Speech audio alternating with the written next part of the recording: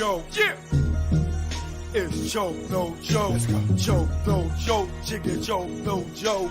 Joe, no Joe. Nigga Joe, no Joe. Joe, no Joe. Yeah. It's Joe, no Joe. Joe, no Joe. Jigga Joe, no Joe. Joe, no Joe. Nigga Joe, no Joe.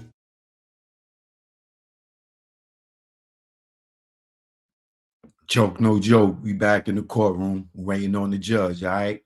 Get your popcorn. Get your popcorn. Fix your drinks, your smoothies. You know what I'm saying? Blend you up some spinach and some other things like that. You know what I mean? Have you some brunch or lunch, depending on if you're on the East Coast, if you're on the West Coast. All right. Ooh, we back with the trial, the YSL Young Thug trial. Now, we just left off where Woody was on the stand. And if Woody wouldn't have never went to the police, this would have never had happened.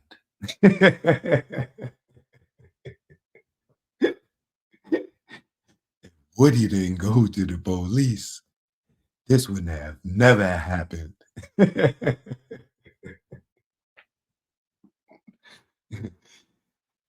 That's an old joke, a cartoon joke. Hey, you got to be in your 50s to know about that one. Okay.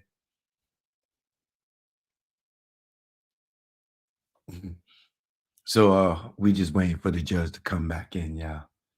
Now, where we left off, once again, Woody is on the stand and he is testifying right now, and he's not looking good for the defense. Okay? It's not looking good for the defense. But where we just left off is them asking Woody or Kenneth Copeland, did he kill Nut Donovan Thomas? And what I saw was, I'm going to say, allegedly, if he did, when that question was asked, it was like, when I was looking at Woody, it was like that whole thing played back in his head in slow motion. And then he just started shaking his head left to right. Like, no. And then I forgot what she asked him after that. He was like, is this a trick question? And then they went to break. Like that judge, man, she couldn't have asked for a break at a better time. But here we are. We back in session, y'all. Let's go.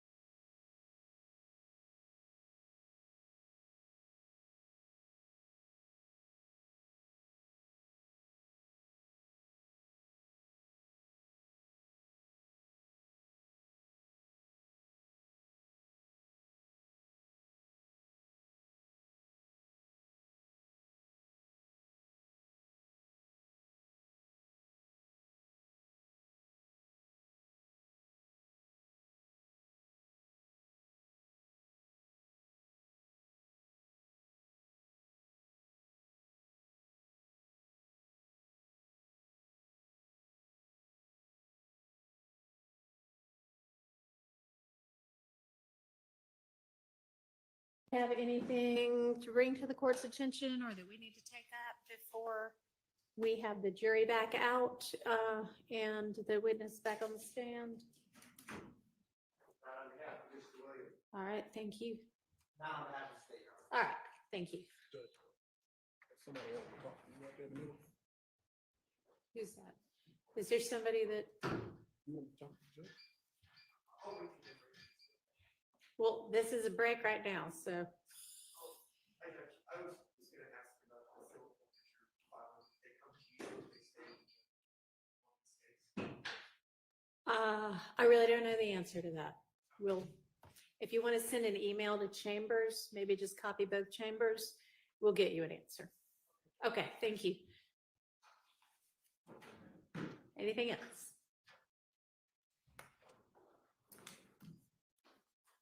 All right, we have the jury ready. Let's get Mr. Copeland back in.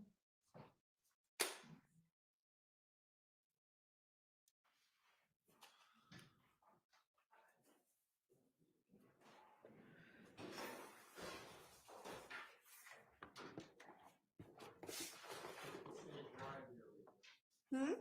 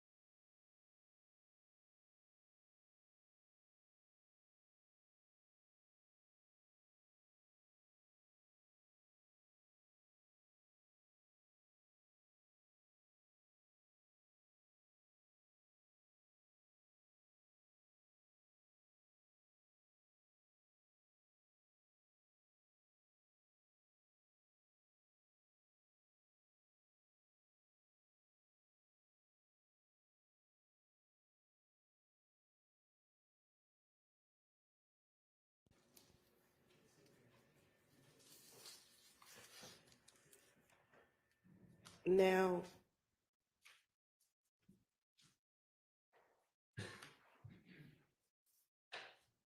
isn't it true that after Nut was killed, that you thought the whole If gang was going to be after you? I don't recall. Okay. Isn't it true that you told Detective Copeland it's not a game, it's the whole clique, you know what I'm saying? The whole gang, they're after me. No, No, you did not say that. because I don't know who the hell Detective Copeland is. Excuse me, I meant to say Detective Thorpe. I don't recall. All right.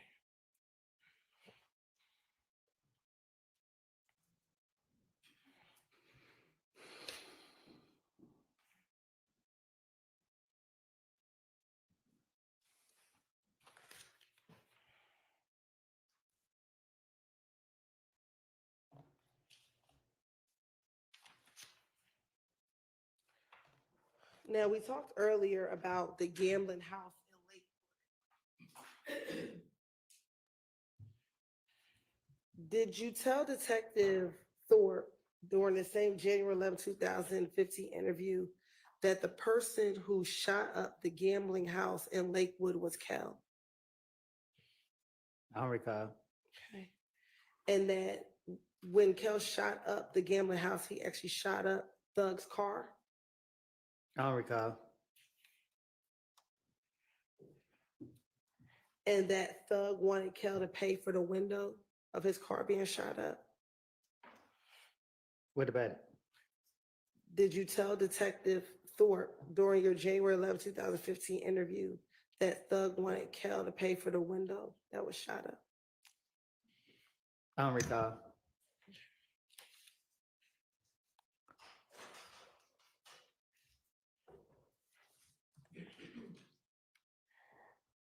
Also, in that January 11th interview, didn't you tell, excuse me, strike that, let me ask.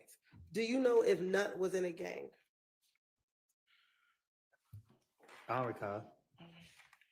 During that same January 11, 2015 interview, didn't you tell Detective Thorpe that Nut was the big dog in the gang? I don't recall.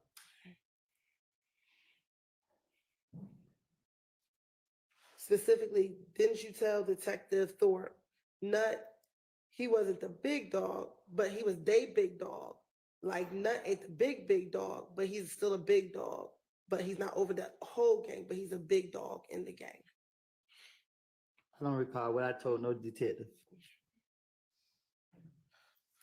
So have you, when Nut was alive, did you and Nut ever speak about the issues or the beef that you had with Kel? I don't recall me and Nut having no conversation. Okay. In the same January 11, 2015 interview, didn't you tell Detective Thorpe, me and Nut, we've talked about Kel? I tell Detective Thorpe anything to get him out for me. Okay. So did you tell Detective Thorpe that you and Nut talked about Kel? I don't recall having no conversation with Nut. I don't know what I told Detective Thorpe.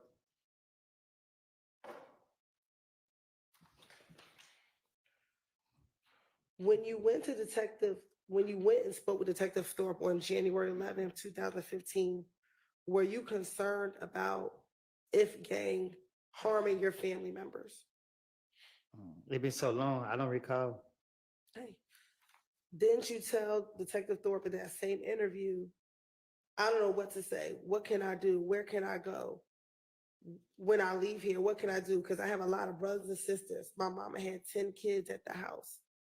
Yes, my sister, I got an older sister on Boulevard in Oakland City. I got a grandmother in Oakland City. My girls stay in Carver Homes. My other brothers stay in Carver Homes. But I'm afraid they might know she's down in Boulevard.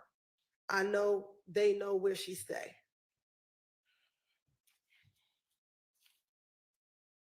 Wait, Is it true that you told Detective Thorpe you were concerned about If gang retaliating against your family members?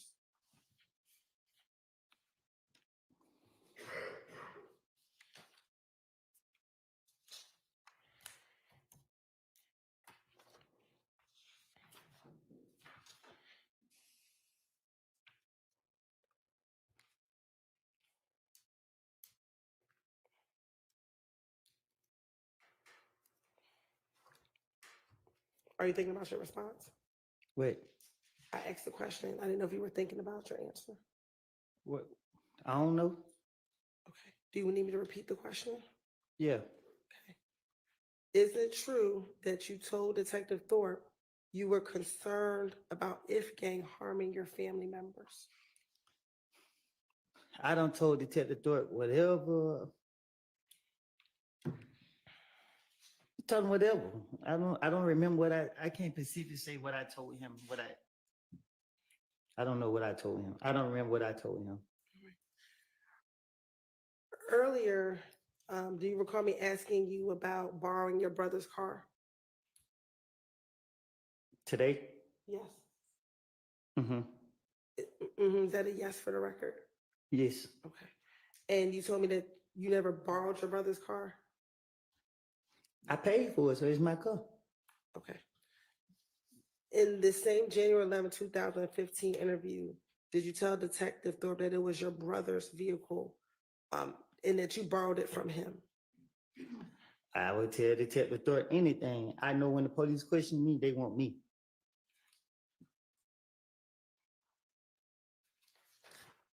In your January 11, 2015 interview, you did not go there as a suspect, did you? That's what I was told. But when you went there, you were never arrested, correct? On January 11, 2015? I don't recall.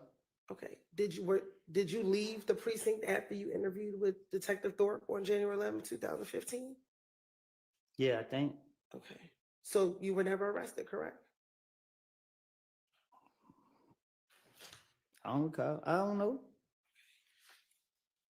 And when you went there, did Detective Thorpe ever accuse you of killing Nut?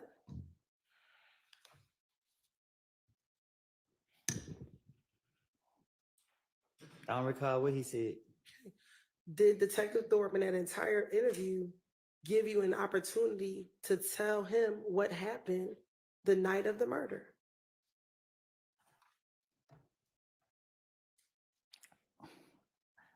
I can't remember what I can't remember what he specific. I know he talked about the murder, but I don't know. I can't remember what was said. Okay, but did you have an opportunity to tell him about what you knew about what happened the night of the murder? I told him what I made up.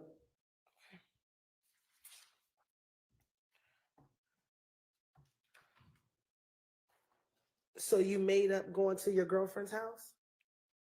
I don't know if I told him that. Okay. I can't remember. I can't recall if I told him that. If you told him that you were at your girlfriend's house, would that be a lie? Okay. I don't recall. If you told him that you borrowed your brother's car, would that be a lie? That was my car. Okay, but if you told him that, would that be a lie? I don't recall. Okay. Why would you need to lie about your brother's car, about borrowing your brother's car? Because y'all were putting so much pressure on me that every time I was coming out the door, the police were getting me. So I knew that police was after me. But Yeah, I am radical. I do believe that we need to get radical. Radical Kamala raised money for a fund that bailed out violent criminals, that freed murderers and rapists. They even bailed out a domestic abuser. Days later, he murdered a man. And defunding police? The idea that more police equals more safety, that's just wrong. We have to have this conversation about redirecting resources. Kamala Harris, dangerously liberal. I am radical. Make America Great Again Inc. is responsible for the content of this advertising. Whatever you do it for less at Harbor Freight. I was just saying whatever that came to my mind. I don't know. I was going to jail. I remember going to jail, trying to top my way out of jail. now, I think earlier you said you do recall speaking to police multiple times in 2015. Is that correct? Nah, I talked to them a million times. And isn't it true that when you spoke to them on the different times you spoke to them, you told them Different stories. no, you told them the same stories each time you spoke with them. Do you recall that? I did. I don't know. Okay. Now, after January 11th, I know you don't remember the date. Do you remember speaking with police again after your car was shot at on the highway? You said my brother made a report. What I need to talk to them about? Did you speak to Detective Gaither and Detective Dennis after your car was shot up or shot at on the highway? Do you recall going to the police department and speaking to Detective Gaither I don't recall. and Detective Dennis? I'm sorry. I don't recall. Okay.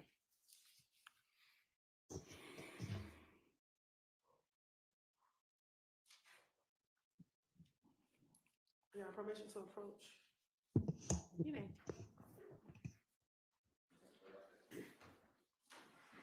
You can come and look at that.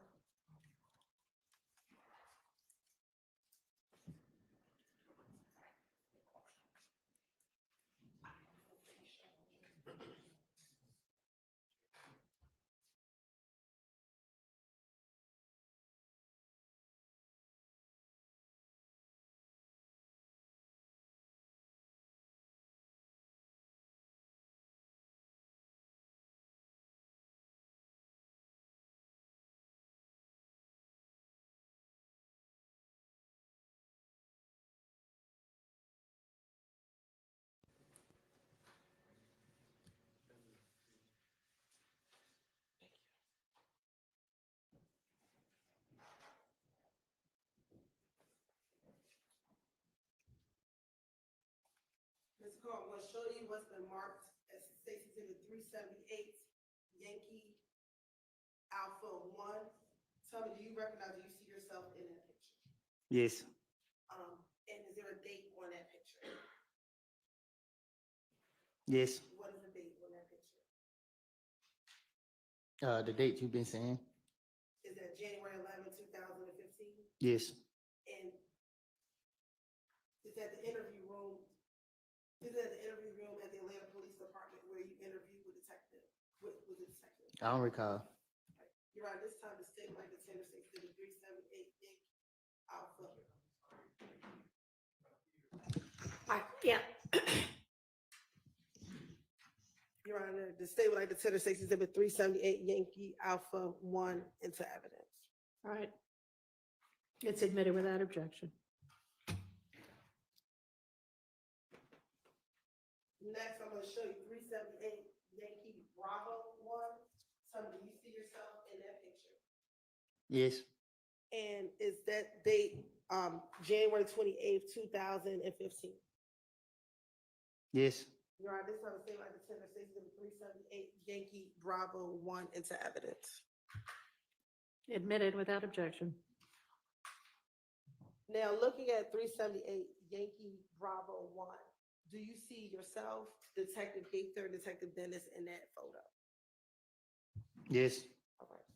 And on that date, do you recall, did you speak with them about your car being shot at on the highway at University and Pryor? I don't know. Do you recall ever speaking to police about your car being shot at on University and Pryor Road? I don't know.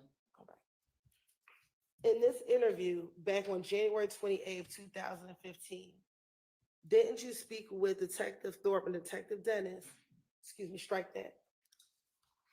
Were you arrested on January 28th, 2015? I don't know. Did you go into this police interview voluntarily?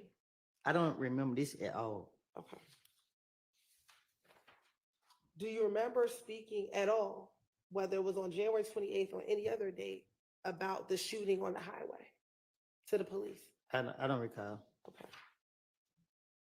In that interview on January 28th, 2015, didn't you tell Detective Gaither and Dennis about being at a pool party before being shot at on the highway? I don't recall. Okay. And while you were at the pool party, there was an individual by the name of Bushi at that pool party. I don't recall. And that Bushi was the girlfriend of Yak Gotti. I don't recall. And that after you all left this pool party, you were driving on the highway in your brother's vehicle. I don't recall. Do you not recall being shot at on the highway? You don't recall telling this to the detectives? I don't recall none of this you talking about. Okay. So you don't recall being shot at on the highway? I've been shot at a lot of times. Specifically in January 2015, do you recall being shot at on the highway? While in your brother's vehicle? I don't remember. I don't. Do you remember telling the detectives that you were shot at on the highway while in your brother's vehicle? I don't remember what I done told the detectives.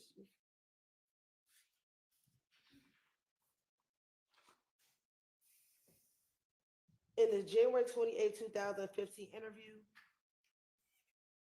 didn't you tell the detectives that while you were driving on the highway, you had your radio up? I don't recall. Okay. And you also told them as you had your radio up, you heard pow, pow, pow. I don't recall. Okay. And did you also tell detectives that you then again heard another pow, pow, pow?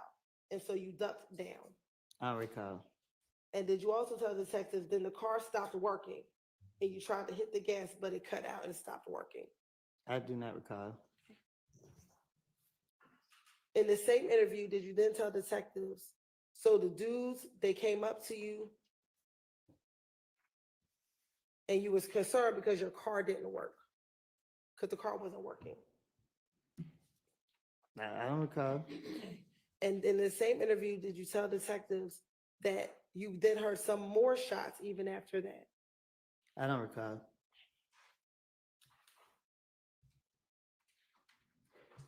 And that the two cars that you saw that were shooting, one was a gray Impala with tinted windows. I don't recall. And then you saw another car that was also shooting at your car. I don't recall.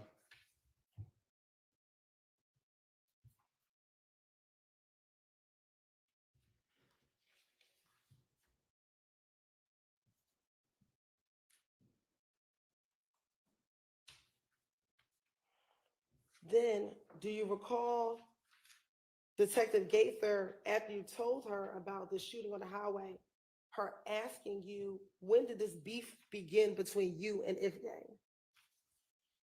I don't recall.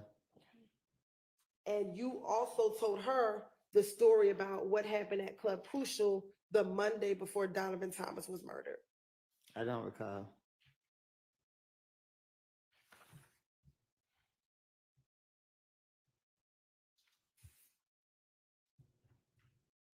Did you also, in this interview, when Detective Gaither asked, when did this beef begin, that Cal told you the beef began because you hung around a person named Boo, I don't recall. and that they were mad because they thought Boo was a rat and that you were hanging around a Yep. rat? I don't recall.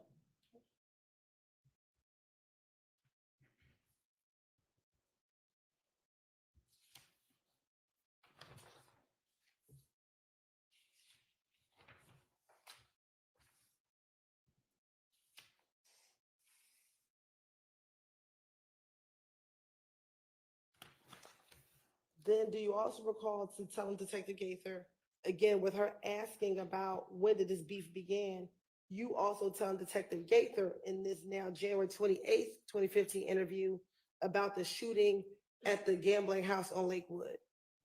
I don't recall.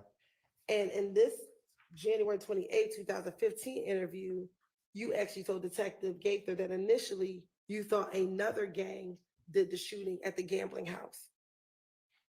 I don't recall. Okay. But then later you learned that it was Kel who did the shooting at the gambling house. And he's still alive? Do you recall telling Detective Gaither No, I don't recall. about the shooting? I don't recall.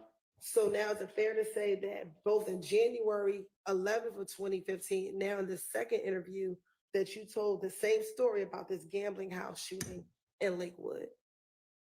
You just confused me. What you say? Now for the second time, have you told another set of detectives about the gambling house shooting in Lakewood? I don't recall.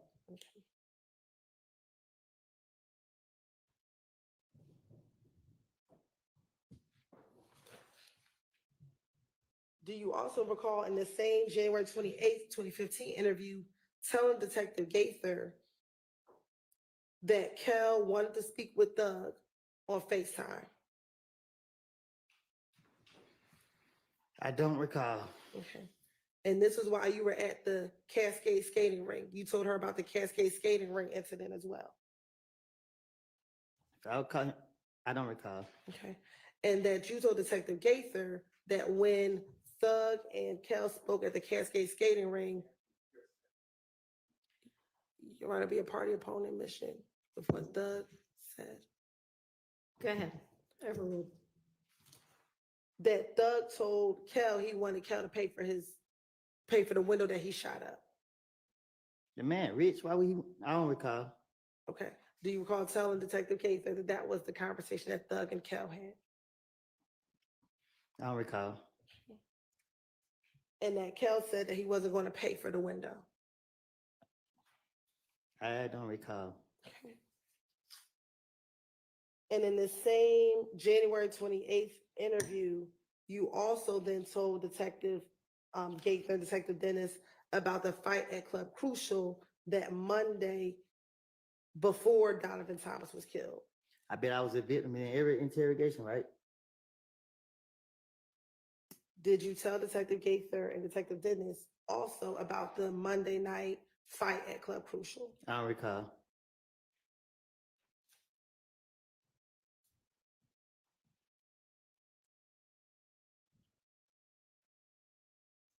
And that you also told Detective Gaither at the same Monday night event at Club Crucial that you had money flashing and that Kel walked up to you and punched you.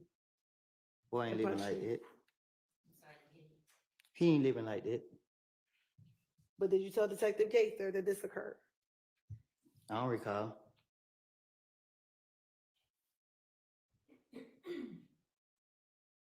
Also, in the same January 28, 2015 interview, is it true that you also told Detective Gaither that after Kel beat you up, you ran out of the club and went outside of the club and saw Bloody J? I don't recall.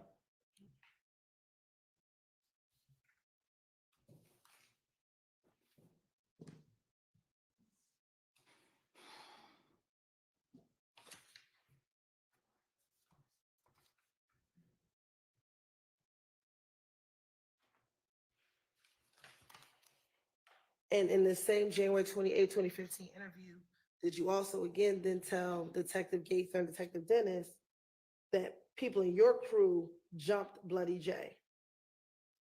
People in my crew? Yes. My Why? crew in prison. Okay, back in January 2015. My crew in prison. Everybody who ran with me in prison. Okay, back in the We're January. licensed. All right, Mr. Kaplan, listen to the question, let her finish the question, and then you can answer it. In January 2015, did you tell Detective Gaither that at the same Monday night event at Crucial where you got beat up by Kel, that when you went outside, your people jumped on Bloody J? I don't recall.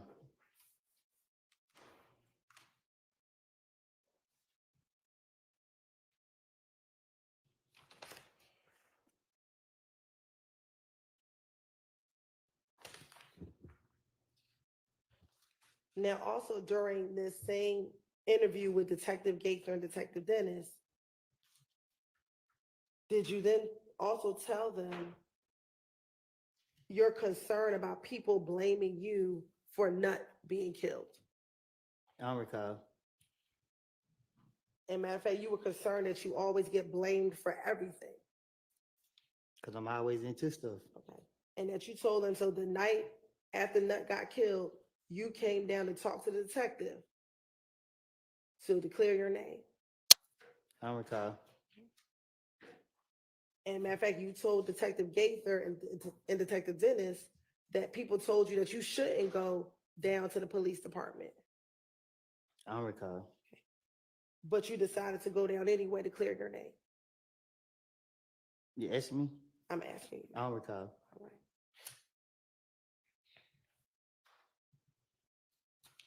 Did you also tell Detective Gaither and Detective Dennis that on the night of Donovan Thompson's murder, you actually told your girlfriend to call the police and tell them what was going on, tell them everything, because you again wanted to clear your name about being involved in Donovan Thompson's murder? I don't recall.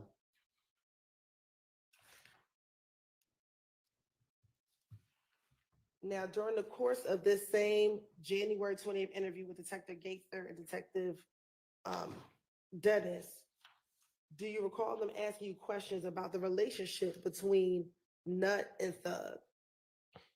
I'm from Canterville. Okay.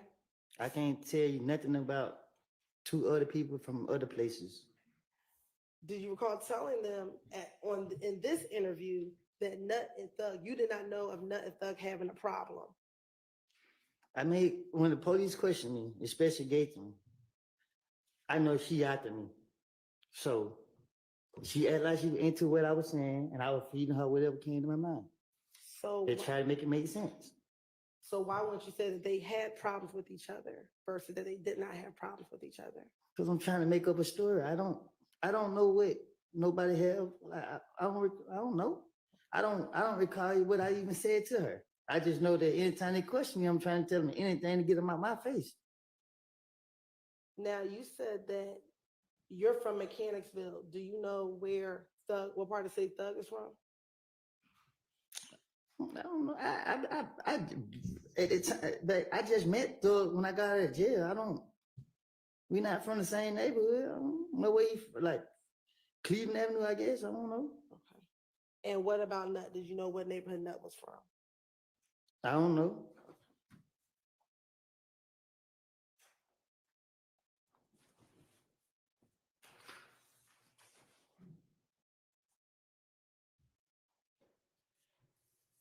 Now, after Nut was killed, did you go to Miami? I don't recall. Do you recall telling Detective Gaither and Detective Dennis in the same interview that you went to Miami after Nut was killed? I tell the investigation anything. I don't recall what I told them. And when you were in Miami, were you there with Shannon Stillwell? I don't recall. Okay.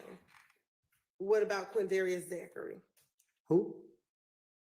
Little D from Cleveland. I don't think me and him ever traveled together. I don't recall. Do you recall him being in Miami while you were in Miami? I don't recall being in Miami.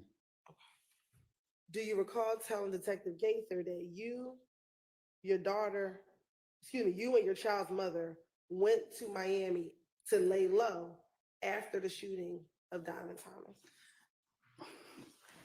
Back then, I tell so many lies. I tell 15 lies in 1 second. I don't recall what I said, and I'm not even trying to remember what I said either.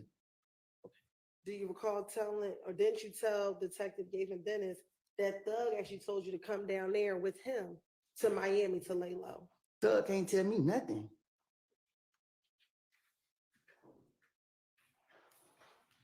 And you also told Detective Gaither that, again, after he told you to come down there and lay low to Miami, that you and your girl, you stayed down there for a week in Miami. I don't recall what I done told the police. But for me telling you now, there's nobody walking this earth and tell me what to do. Is going to Miami a bad thing? No, but I just told you, you bring up something that you saying that I said to the police, and I'm telling you the truth right now. I lied to them. So I don't know what the I don't know. Like, go ahead. So have you never been to Miami? I've been to Miami a lot. Okay. So back in 2015, did you ever go to Miami? I can't remember if it was 15 or 14. Let me make it more specific. After Donovan was killed, did you go to Miami? Man, I can't recall. And I honestly, God, can't recall.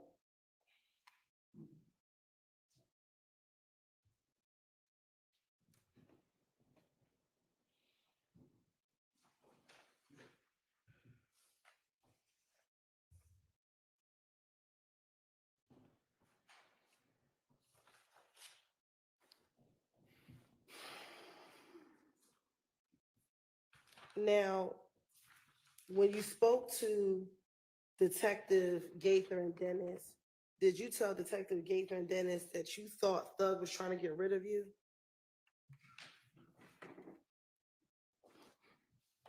What you mean? Did you ever tell Detective Gaither and Detective Dennis that you thought Thug was trying to get rid of you? I don't think you heard me the first time when I told you I don't run behind nobody. I'm from Mechanicsville. Okay, So I don't know. I don't know what you're talking about. okay, so what does being from Mechanicsville have to do with my question? That mean I don't run behind nobody else. I didn't ask you about running behind anyone. Saying something about getting rid of me, like you can't get rid of me. Okay. So is it your testimony that you did not tell Detective Gaither and I Detective don't know. Dennis? I don't know what I done told the investigator, detective, whatever you want to call them.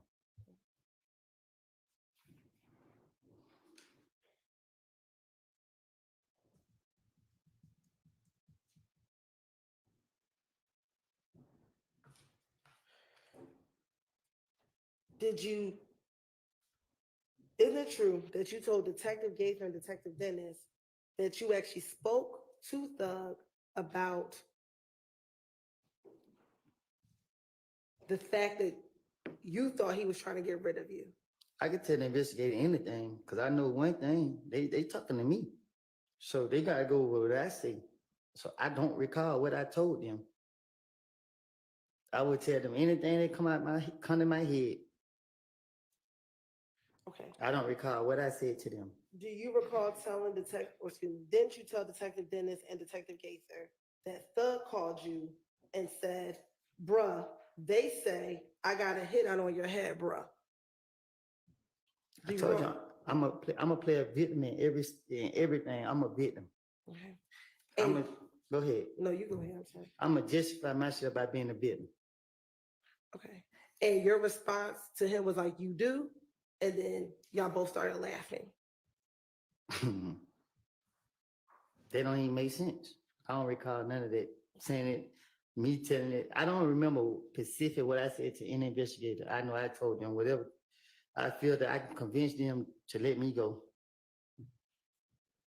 When you need strong protection, I mean a very serious one, a powerful shield for your privacy online, you better take Surfshark, an easy way to stay private online. Oh, nothing works on this acne. Hi. Who? I'm a licensed dermatology provider from Curology. Oh. Answer a few questions, I'll look at your skin and prescribe you a personalized cream. Wow. Curology, skincare with a face.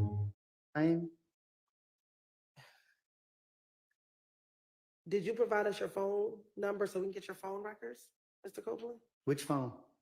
The phone you had in 2015. Did you give police your phone number so we can get your phone records? I don't recall. Now you're talking about. Okay. Did you give police your phone number in any of these interviews so that we can get your phone records? Which phone? Your phone that you had back in 2015. I had more than one phone. Okay. So did you give any phone number to the detectives back in 2015 so we can get your phone records? Any phone you have? Shit. I don't know. I can't remember. I don't recall. Did you, matter of fact, tell the police to go get your phone records so that they can confirm where you were on the night of Donovan Thompson's murder and afterwards? I probably, I don't know. I probably did. Ain't no telling. Okay. And did Detective Gaither tell you that that was one of the things that she was going to have to verify was your phone records and where your phone puts you? I don't remember. I don't recall.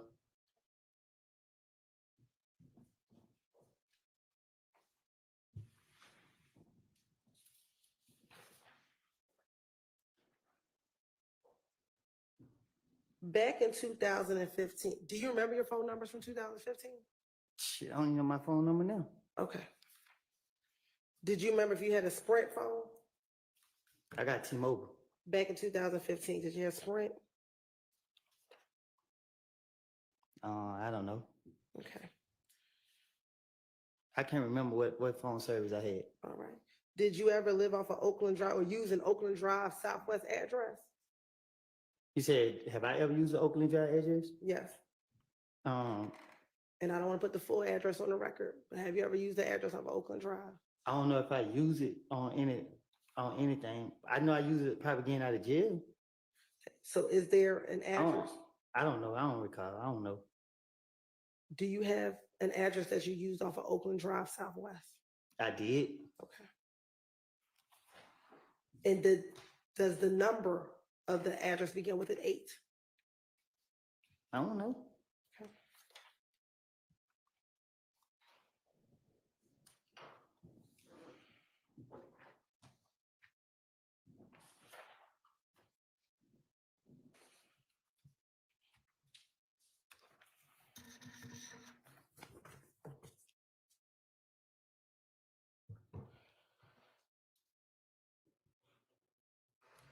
Okay. Going back to the January 2015 interview.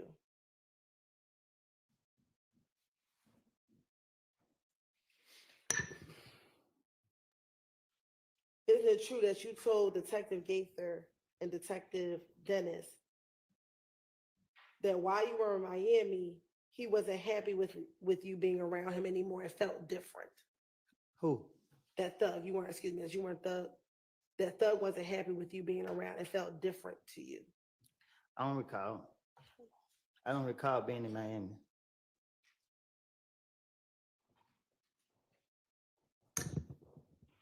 After Nut was killed. Bless you.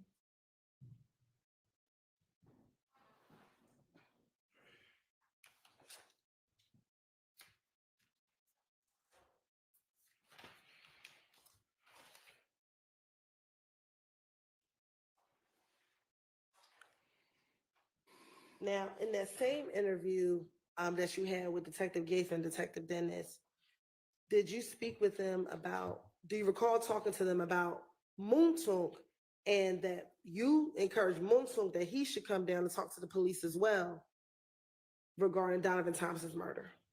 I don't recall what I told no investigators. Okay. Isn't it true that you told them that because people were calling his name in the murder, he should come down and speak to the police?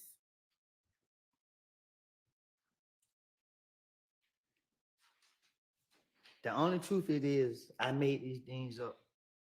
I don't know about nothing going on. Why would you need to make up something about Moonsoon coming down to clear his name from a murder?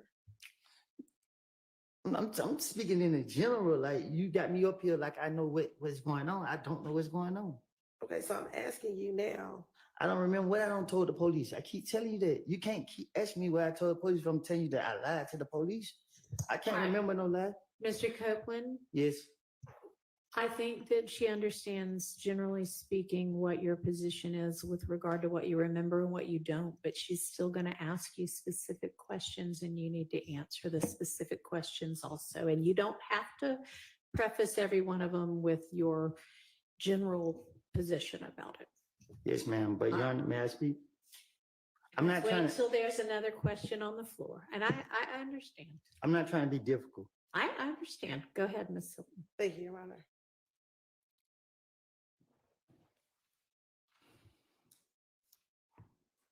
Now, earlier I asked you about an individual by the name of Bloody J. Do you know a Bloody J? I heard of him. Okay. Have you ever spoken to Bloody J? I doubt it. Okay.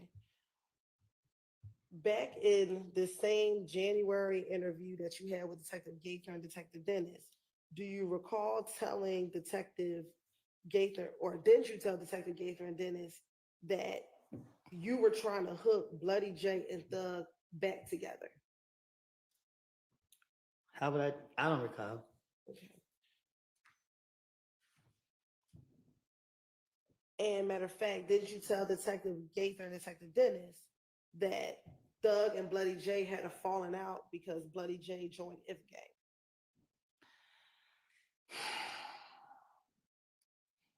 If you going off what I said, In the past, do I told the investigators? That's crazy. I do not remember what I said. You can't get me up here to try to remember what I said to them. I don't remember what I said. You can ask me these step by step, but my response is my response. You want me to be honest? You want me to lie? I can't answer your question because I can't remember what I said. So I don't recall. So I'm gonna ask you now. Did Bloody J and Thug stop being friends because Bloody J started messing with FK? Thug behind you, ask him. I'm asking you. Huh? I'm asking you. I don't know. So why would you tell Detective Gates and Detective Dennis that? Ma'am? Why would you tell Detective Gates and Detective Dennis that?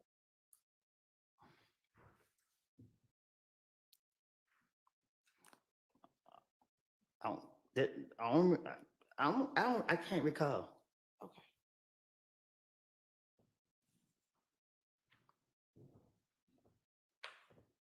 Now,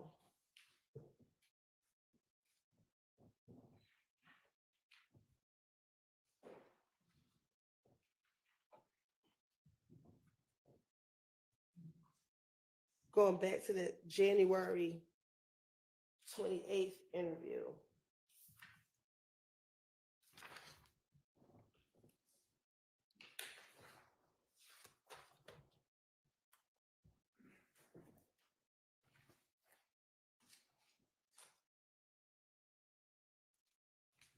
Of course, indulgence for one moment.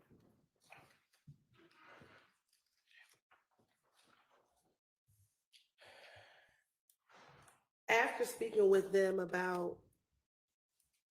briefly about the murder, did you then go into more details about the shootout not the shootout, but the shooting of your car on the highway? Do you recall telling them about who you believed shot at your vehicle on the highway? I don't recall.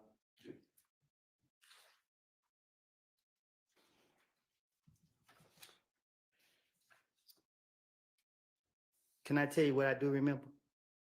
Is that about the shooting on the highway? No. Then no, not right now. Okay. Or let me ask you this: do you remember what you told Detective Gaither in January of 2015? No, I was gonna tell you what I remember from when Nut was killed. Okay. Tell me what you remember the night that Nut was killed. I remember everybody said I killed him. That's all I remember. Then that's the only thing you remember. That's all I remember. I don't remember nothing that night. I don't remember where I was.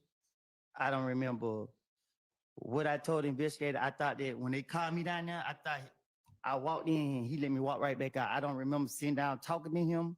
I don't remember him doing no ballistic. I don't remember him. I remember he said one thing and he left. He said, the man sitting on the street and everybody saying you did it. He like, man, I still got a bite on the street. That's all I remember. I thought I walked in and walked back out. I don't remember nothing. Like, And that was the first time when you went to go speak with Thorpe. I don't even know if it was. I know. Yeah, I think something happened with the mic. They all went out. With whose mic? All of us. Yeah. Of course. I don't have a way to. Yeah.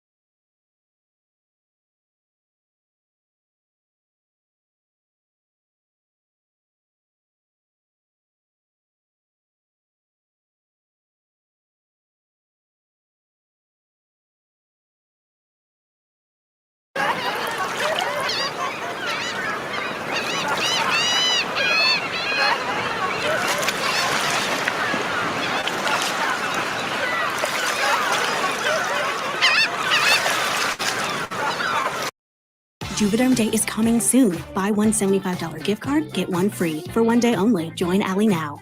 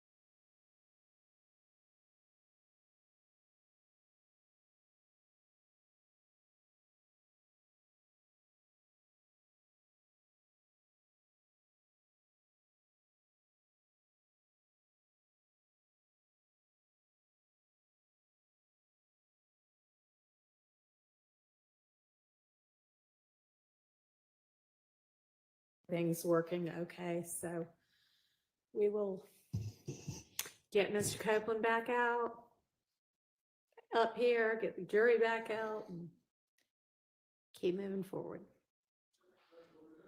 Yes.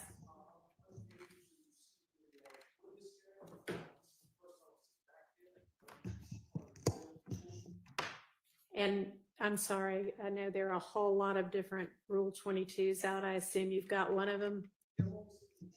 Okay, so, I guess that just means you're gonna have to, we can't make the courtroom bigger than it is. You'll just have to get here earlier. I guess you're the odd man out today. Sorry. Just do the best you can. Just try not to be distracting, okay? Thank you. No, you cannot stand in the middle. Nobody needs to be standing in the middle.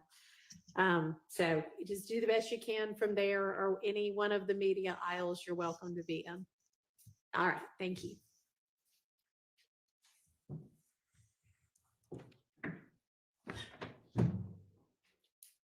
All right, let's get the jury back out. Hang on, sorry.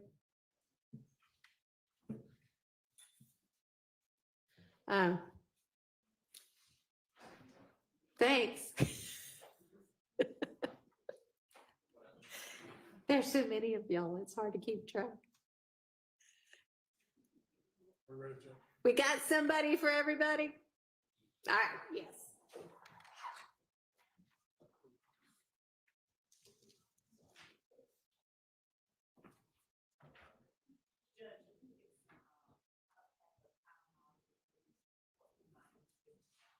I have it. Tylenol? Yeah, no, that's fine.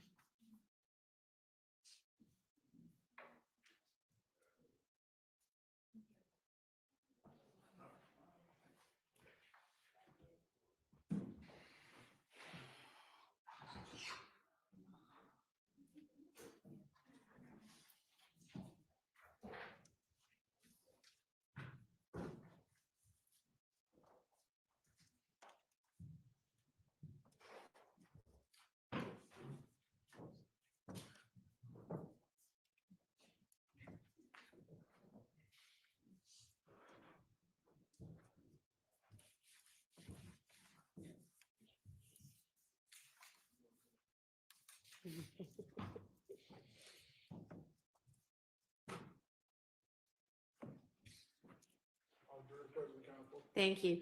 All right, I think we've gotten our mic situation fixed for at least the present time, so we're gonna get rolling again. Go ahead, Ms. Hilton. Thank you, Your Honor. Now, during this same interview, I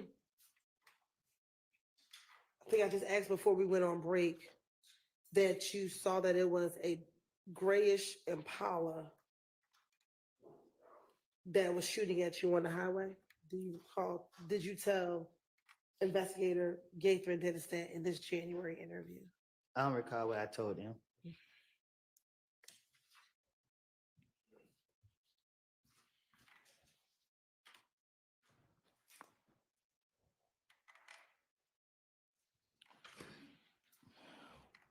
When you were shot at on the highway while in your brother's vehicle, was there anyone else with you?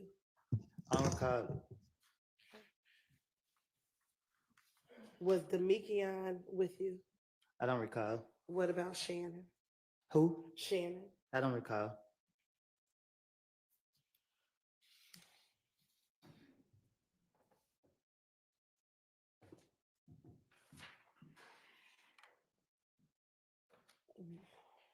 With this incident that happened on the highway and you being shot at in the vehicle, did you tell Detective Gaither and Dennis that you had your brother file a police report? I don't recall.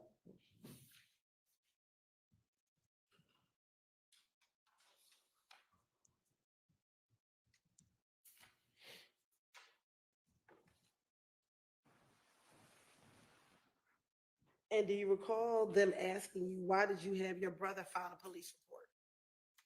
I don't recall. Okay. And you told them because you didn't have a license. I don't recall. Okay. And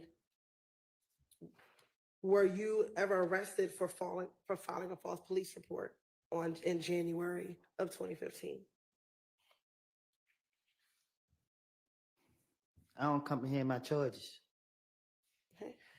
When you had this interview in January 2015, did you leave that interview with Detective Gaither and Detective Dennis? You said January? Yes.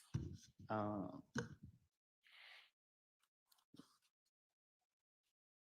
went to jail in February. So I didn't go to jail in January. So is it fair to say that you did not get locked up for filing a false police report? I guess, I don't know.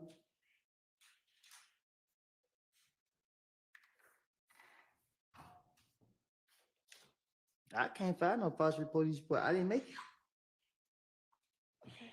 And matter of fact, do you recall that Gaither and Dennis told you that in this case you were a victim? So they just wanted to find out from you what happened because you were a victim, because you were shot at on the highway.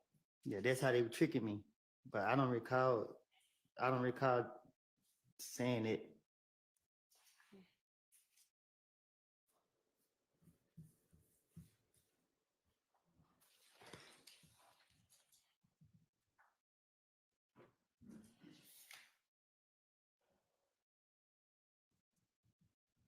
Now,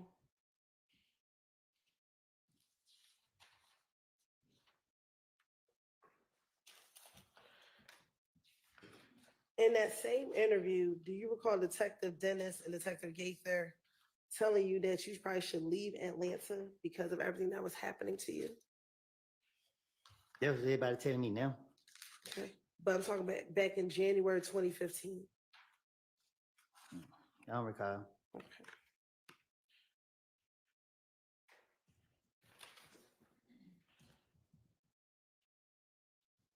And you told me you didn't want to leave Atlanta. I'm still here.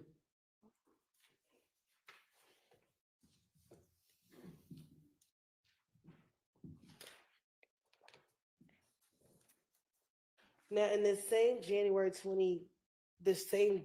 interview with Gaither and Dennis, again, do you tell them again that you had nothing to do with Nut being killed? I don't recall. Okay. And that you wanted to make sure that the police knew you had nothing to do with Nut getting killed. I don't recall what I told the police.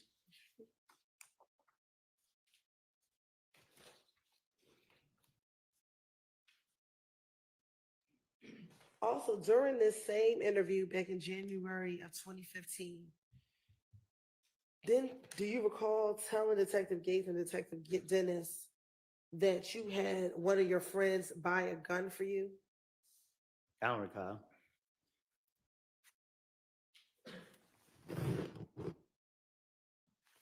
And that your friend bought this gun in his name?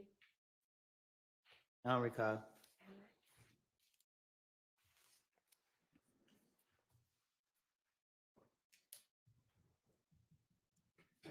And that the reason why you purchased the gun was to defend your house? I don't recall. Okay. And that you actually told the detective you don't want any trouble, you just want to protect your home. Do you recall telling Detective Gates and Detective Dennis that? I don't recall.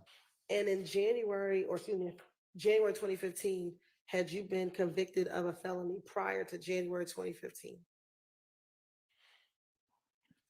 Huh? Prior to January 2015, had you previously been convicted of a felony? I don't know. What you mean? Do you remember when you were first convicted of a felony? After my mama died? About when was that? After she died. Okay, when did your mom pass away? 2008. All right. So if you caught your first felony after 2008, is it safe to say in 2015 you had been convicted of a felony? I don't recall. All right.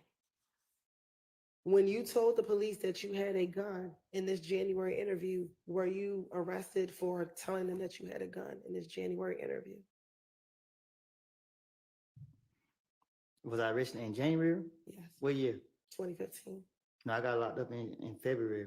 All right. So even after you told them that you had a gun, the police in this January interview did not arrest you.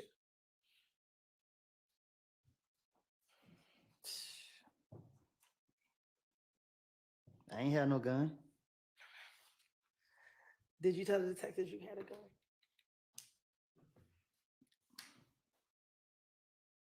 Mm-mm. I don't know. You don't know. All right. I don't think I'll tell them I had one.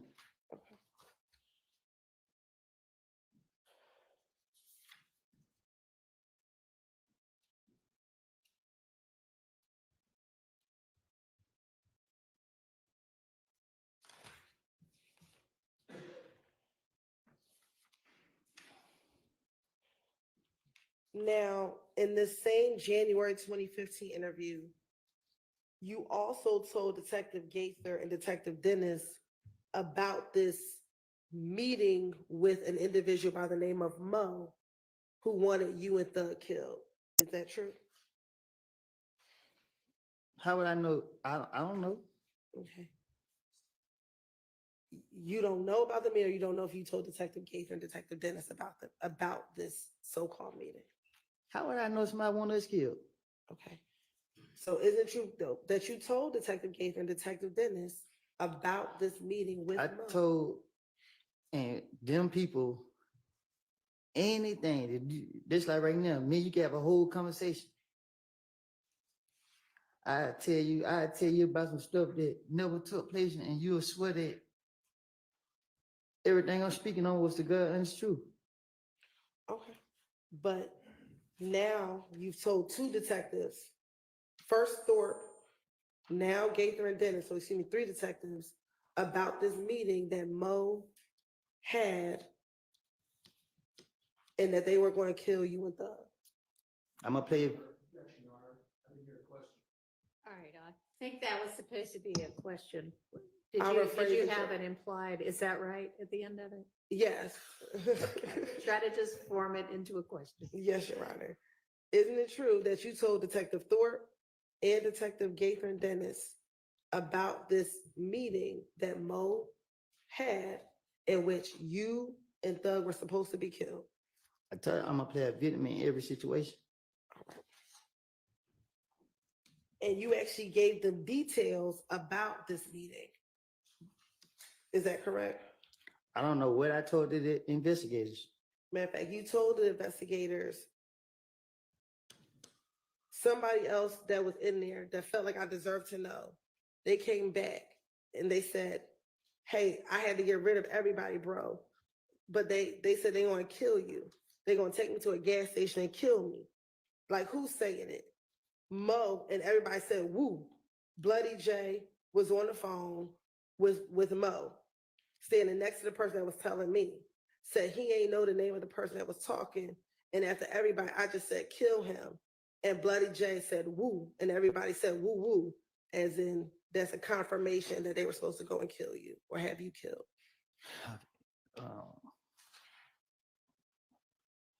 Things don't work that way. When you speaking on doing something like that, you don't be open about it. So this self-explanatory that it's a lie. You don't discuss killing people with multiple people. So you're gonna do it, you're gonna do it. You're not gonna be telling everybody you're gonna do it. I made it up. I keep telling you that. And did you tell the detective that that occurred at a gang meeting that you were not at? So someone at the gang meeting told you about what happened at the gang meeting.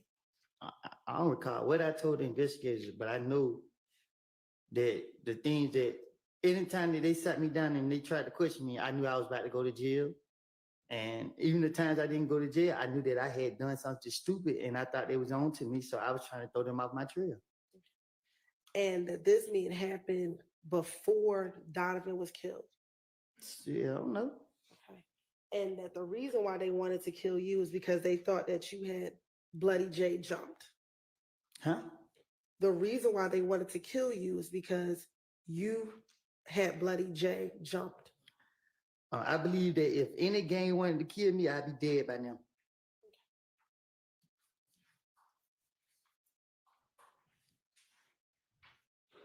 And you also, in the same interview with Detective Gaither and Detective Dennis, you told Detective Gaither and Dennis that you actually texted Bloody J and asked him whether or not they had a hit on you.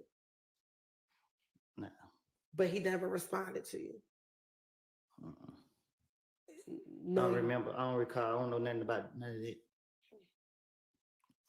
I wouldn't have their number and they wouldn't have mine. Now, back when you were interviewing with the detectives, both Thorpe and now the second interview with Gaither and Dennis, were you the only individual in the room with the detectives? I don't know. Looking at that picture, are you the only person in the room with the detectives? This one? Yeah, I want you to look at 378, Yankee Bravo and Yankee Alpha. It looked like I'm in there by myself beside with the police. Okay. And this is when you're telling the detectives all the things that I'm asking you about, correct? I don't recall what I done told them.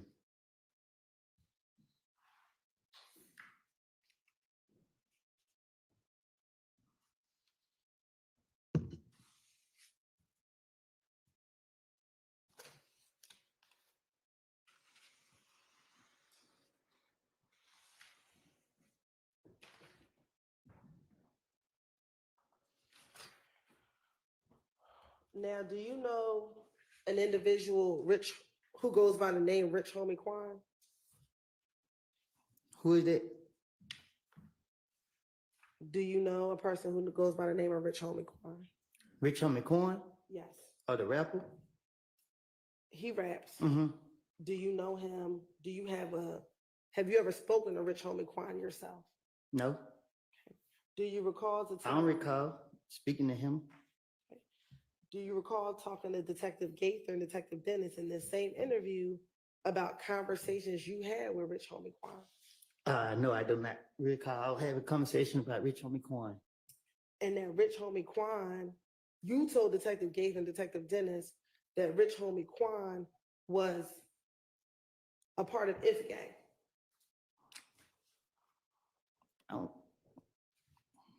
I don't recall. Okay. And that you told Detective Gaither and Dennis that Rich Homie Quan felt torn between being with If Gang and being friends with Thug. Again, I'm just telling police whatever they convince them that I know what I'm talking about. Okay. So why would you bring Rich Homie Quan into any of it? Why would that be Because necessary? I'm sorry, go ahead. I didn't hear you.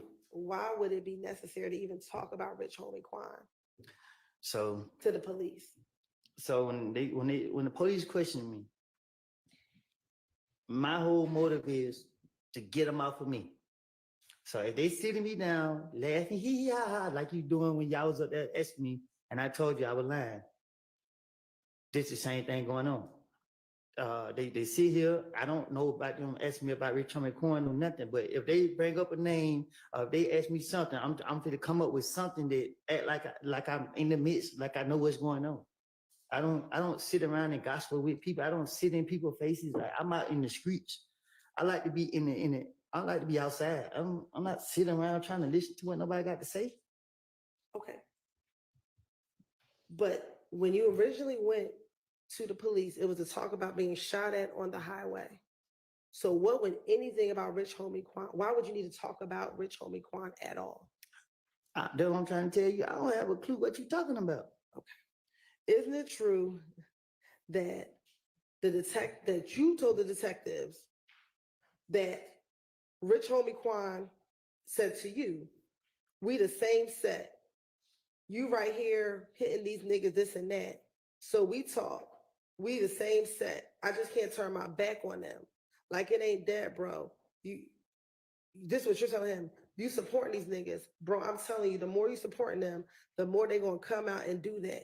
If you leave them alone, then everything gonna go away. And this is what you're telling Detective Gaither and Dennis that you said to Rich Homie Quan. So Gaither was a gang investigator, and what she do is she sit in the neighborhood watching us all day, and she put cases on it. So I know Gaither to sit there, and so when I'm interacting with Gaither, the main thing go through my mind is to convince her that I know what I'm talking about. That was my motive. So be bringing up Rich Homie Coin ain't never been like that in my eyes. So for me to be, I'm just trying to make it seem like I know what I'm talking about. What they say they want a big fish, and he's a big rapper. So shit, I'm trying to make up whatever I can come up with. I don't know. I don't remember what I said to no police. It's all stuff I just out the top of my dome. You ask me a question right now, I go out the top of my dome and I convince you that I'm telling the truth.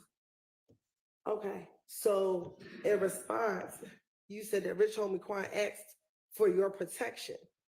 And he said, you told detective, then he's like, why don't you protect me, bro?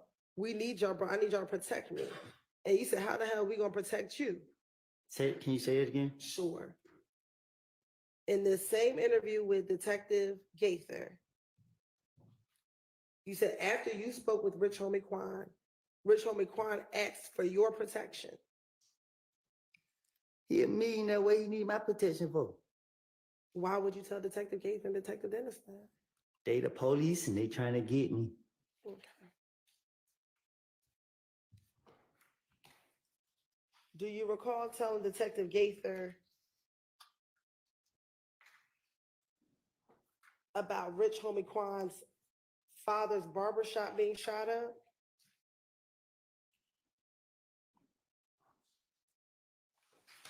I don't recall nothing I said to no investigators. And A detective. he thought that someone by the name of Tay shot up his father's barbershop? And I told you I did it. No. Oh, You told the detectives that Rich Homie Quan thought that a person named Tay shot up his father's barbershop. well, I probably did. Ain't no telling. But you were convinced that it wasn't Tay that shot up the barbershop. What you mean? You told Detective Gaither Dennis that you don't think it was Tay that shot up his father's barbershop. So I told him he did it, or I told him he didn't do it. Which one is it? You told them that Rich Homie Quan thought that Tay did it. Okay, so then I told the police, Correct. and then I told him that he didn't do it. That you did not think he did it. Objection, Your Honor. Are these questions? Yes, they are. I- You can Do you tell need by me to the fact repeat? that her voice goes up at the end. Well, it may be that too, but yes, these are questions. Do you need me to repeat it? Okay. In your interview with Detective Gaither, did you tell Detective Gaither and Detective Dennis that Rich Homie Quan thought an individual by the name of Tay shot up Rich Homie Quan's father's barbershop? I don't recall. Okay. In that same interview, did you also tell them that you did not think that Tay shot up the barbershop? You confusing me. I'll repeat it one more time and I'll separate it. In this interview with Detective Gaither, did you tell Detective Gaither and Detective Dennis that Rich Homie Quan thought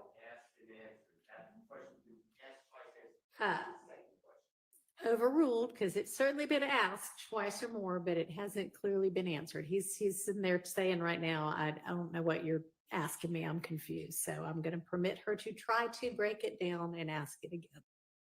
So I'll start over.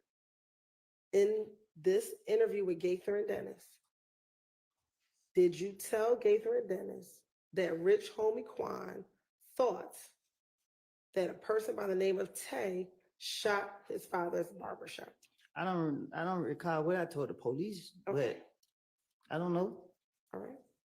Now, my second question is, in that same interview, did you tell Detective Gaither and Dennis you did not believe that Tay shot up the barbershop? I don't know. I don't remember what I said to them.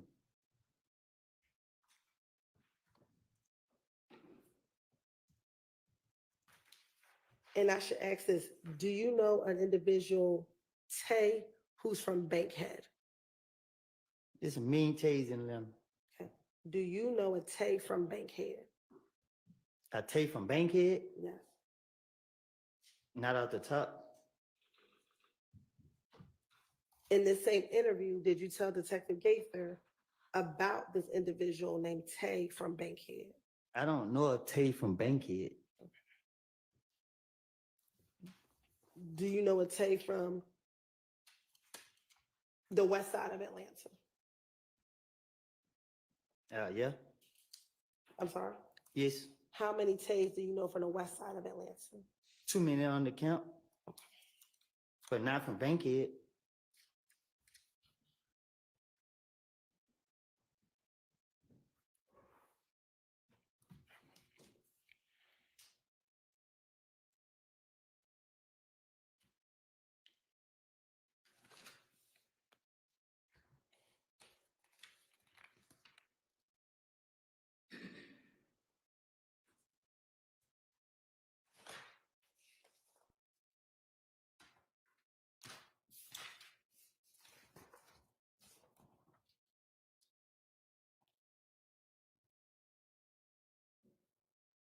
Now, back in January of 2015, did you ever learn about, strike that, do you know someone that goes by the name of Lucci? Who? Lucci. A rapper by the name of YFN Lucci.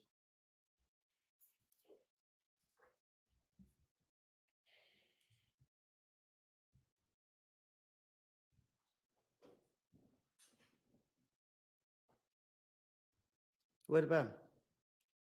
Do you know an individual by the name of YFN Lucci? I don't know in person. Okay. Have you ever met this individual? You said, have I ever met him? Yes. Nope. When you say you don't know him personally, what do you mean? Because you said, have you ever met? We never shook hands. I never met him. Okay. How would you describe knowing YFN Lucci? He's a rapper. Okay. Do you know him outside of being a rapper? No. Okay. In 2015, were you aware of his mother's home being shot at twice, excuse me? You're shaking your head. I don't know nothing about him. Okay. Do you recall in this January interview with Detective Gaither and Detective Dennis talking to them about Lucci's mother's house being shot at? I don't remember. I don't recall. Do you recall telling Detective Gaither and Detective Dennis that people thought that you shot up Lucci's mother's house? I don't know nothing about it. Okay. Do you recall in this same interview back in January of 2015 with Gaither and Dennis that you were with Big Boo when Lucci's manager called trying to find out who shot up Lucci's mother's house? I don't recall. Okay. And do you recall during this same interview telling Detective Gaither that when the manager called Big Boo, you were present and overheard the conversation? I don't recall. And in the same interview, you told Detective Gaither that the manager told Big Boo that he had $20,000 for whoever shot at Lucci's mother's house. I don't know nothing about it. Okay. And that you actually took the phone from Big Boo and told them that you had nothing to do with shooting up Lucci's mother's house. Okay. Okay. Do you remember telling the detectives about I that? don't recall. Did that occur? I don't know.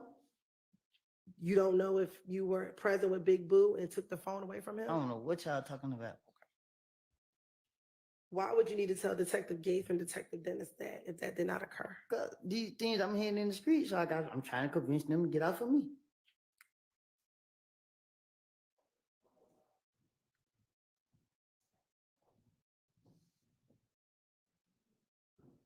Specifically, didn't you tell Detective Gaither that when you took the phone, you said, man, I ain't did nothing like that, bro. You know, don't scream my name. I ain't got nothing to do with it. I ain't said he did. I ain't do that. I don't care about none of that. I didn't do that. I don't recall.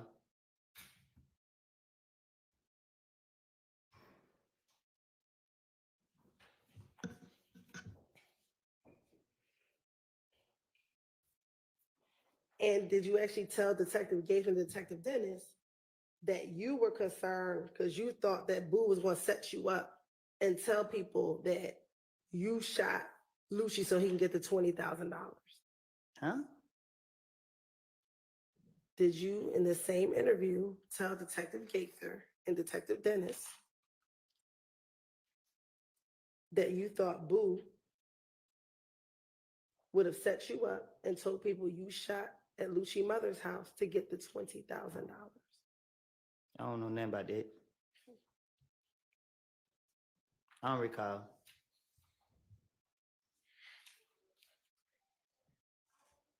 And after that phone call that with Big Boo, you were so upset that you had Montel take you home because of that phone call. I don't know. I don't recall.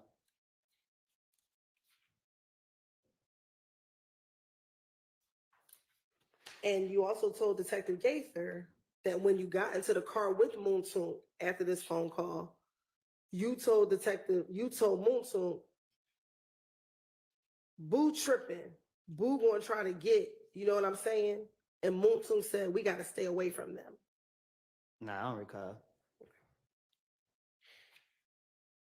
I supposed to be saying this stuff? Yes. Oh, nah. And were you the only person in the interview room with Gaither and Dennis based on those pictures that are in front of you? I was the only person in the room when I was telling you I made these lies up too. Okay.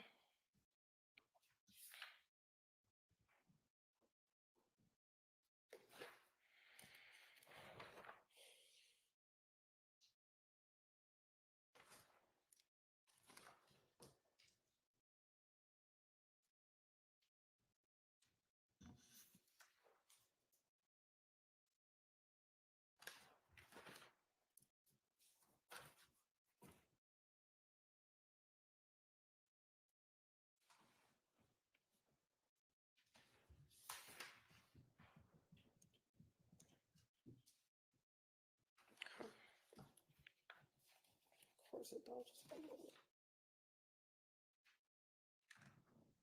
All right. In the same interview with Detective Gaither and Detective Dennis,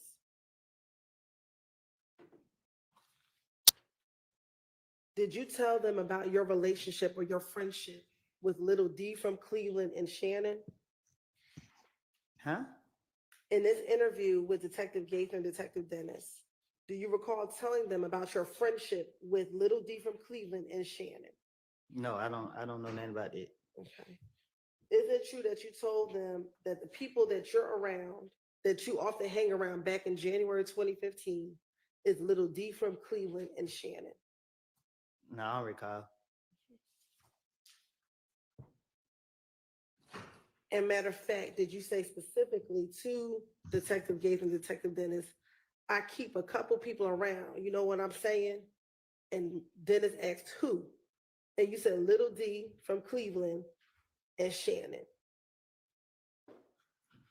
Trying to convince him. If I did say it, I don't recall. Like I don't told the police so much stuff like this just made up. Like I don't remember what I don't told them. So And then you also said sometimes Moonsoon may come around, but the primary people you hang with is Shannon and Little D from Cleveland. I mean, excuse me, Little D from Mechanicsville. but let you tell it, you every time you say I'm about to go home, I'm about to go home Moontoon. So it seemed more like I be Moontoon more than I be with anybody else. Okay. From based off what you saying today. So you know it's all made up. All right. Did you also hang with Moontoon, Little D from Mechanicsville, excuse me, I said Cleveland, and Shannon? I hang with myself. I don't hang with nobody. I don't run behind nobody. I don't know none of that. Okay. All right. Well, back in 2015, didn't you tell Detective Copeland, Detective Gaither, Detective Dennis, I really have my trust in him. I wouldn't want nobody around me but Little D. And it's Little D from Mechanicsville. You know, Little D ain't gonna turn his back on me. That's cap. You said that that's cap. I don't remember saying it. Do you remember, God bless you, when we were here back around June 10th, June 11th, that you said that Little D was the person you called your son? Who? Do you remember back in June of this year, around June 10th, June 11th, stating that Little D was like your son? No, Okay.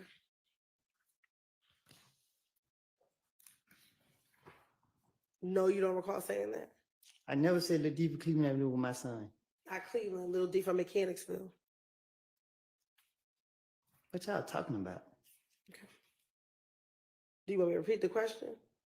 Yeah, I don't know what you're talking about. I don't recall.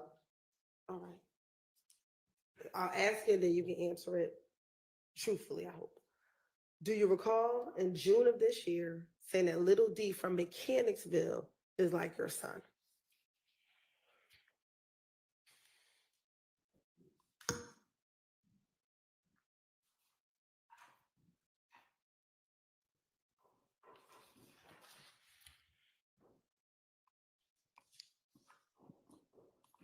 I don't know. No, you don't remember saying it? No, you didn't say what does I don't know mean? What you want me to say? I want you to answer the question. What's your question? I'll ask it one more time. In June of this year, when you were here This the year last right time- here? This year right here, when you were here before, June 10th, June 11th, do you recall telling me when I asked you about Little D from Mechanicsville, telling me he's like your son? When I said I birthed him? Yes. I'm just being sarcastic. Right, but that was to talk about the closeness of your relationship, correct? What you mean? When you say you birthed him, were you trying to tell, what were you trying to indicate when you said you birthed him? What did you mean by that? That was just an anger statement I made. Okay.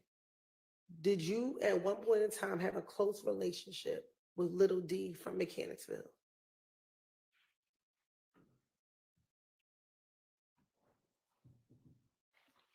I don't recall. Okay.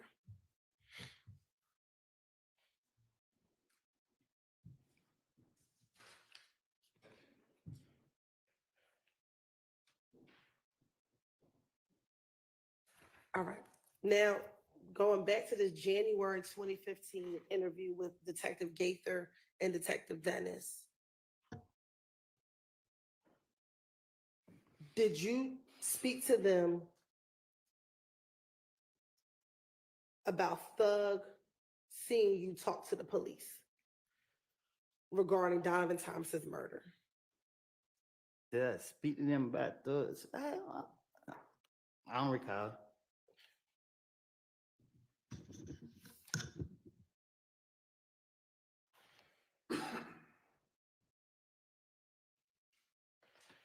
Do you recall telling the detectives that Thug thought you were snitching because you were talking to the police? Huh? In the same January 2015 interview, did you tell Detective Gaither and Dennis that you thought Thug thought that you were snitching because you had been talking to the police after Donovan Thomas's murder? They don't make sense. So I don't recall. Okay. Didn't you tell the detectives in this January 2015 interview, Gaither and Dennis, I think I went wrong when I let Thug know that the detectives keep calling me. You keep talking about what? You finished? I am. You keep talking about what I told the investigators. Listen, I know they want to lock me up. I see them following me everywhere I go. I'm in the restaurant eating, they not eating. And they got me down here for questioning. I know they only question me to trap me up to get me. So I told them anything that came to my mind, or whatever the case is, they don't make sense. When you walked into the police department and to talk to Gaither and Dennis, you walked in on your own, correct? Most of the time they question me. I was in handcuffs. I don't. In early 2015, isn't it true you met with detectives 5 times? Let me tell you more than that. Okay. I don't know how many times I met with them. I just know that they police questioned me every time that I was in handcuffs. You have, in front of me, you have 2 dates, correct? Is that January 11th and January 28th? Yes. permission to approach? You may. I'm gonna show you what's been marked as State's Exhibit 378, Yankee Charlie 1. Does that date say February 20th, 2015? Yes. Now I'm gonna show you 378, Yankee Delta 1. Does this say February 21st, 2015? Yes. And I'm gonna show you 378, Yankee Echo 1. Does this say June 10th, 2015? Yes. Okay. Looking at 378, Yankee Charlie, Yankee Delta, Yankee Echo, do you see yourself in those three pictures? Yes. Okay. You're right, this time to say like the tender 378, Yankee Charlie 1, Yankee Delta, 378, Yankee Delta 1, and 378, Yankee Echo 1 is the evidence. Admitted without objection. Now, looking at these five, on January 11th, were you in handcuffs when you went to go speak with the detectives? Mm-hmm. On January 11th, when you walked You in? said January 11th? Yes. Oh, okay. Were you in handcuffs? Nah, I'm like this. Okay. Looking at January 28th, were you in handcuffs when you went to go speak with the detectives? No, I'm like this. All right. On February 20th, were you in handcuffs when you and Deshaun went to go speak with the detectives? No, I'm like this. Okay. And were you only arrested on February 21st when you went to speak with the detective because you're in a blue jumpsuit, correct? Yes. And on June 10th, you were arrested because that's when they arrested you in the house, correct? You said what now? June 10th is when they arrested you at your home, correct? With the white shirt on? Yes. Oh, my hands up on the table. I don't know. But do you recall June 10th being the day that they came to your house and arrested you? Mm-hmm. Is that a yes? You said, I just need to know, is that a yes for the record? Oh, I think so. Okay. Is that the day that you went to jail and you didn't get out till 5 years later? I started with. On June 10th. Did you get arrested on June 10th? Yeah. Okay. So out of all 5 interviews, you were only arrested 2 times. Is that correct?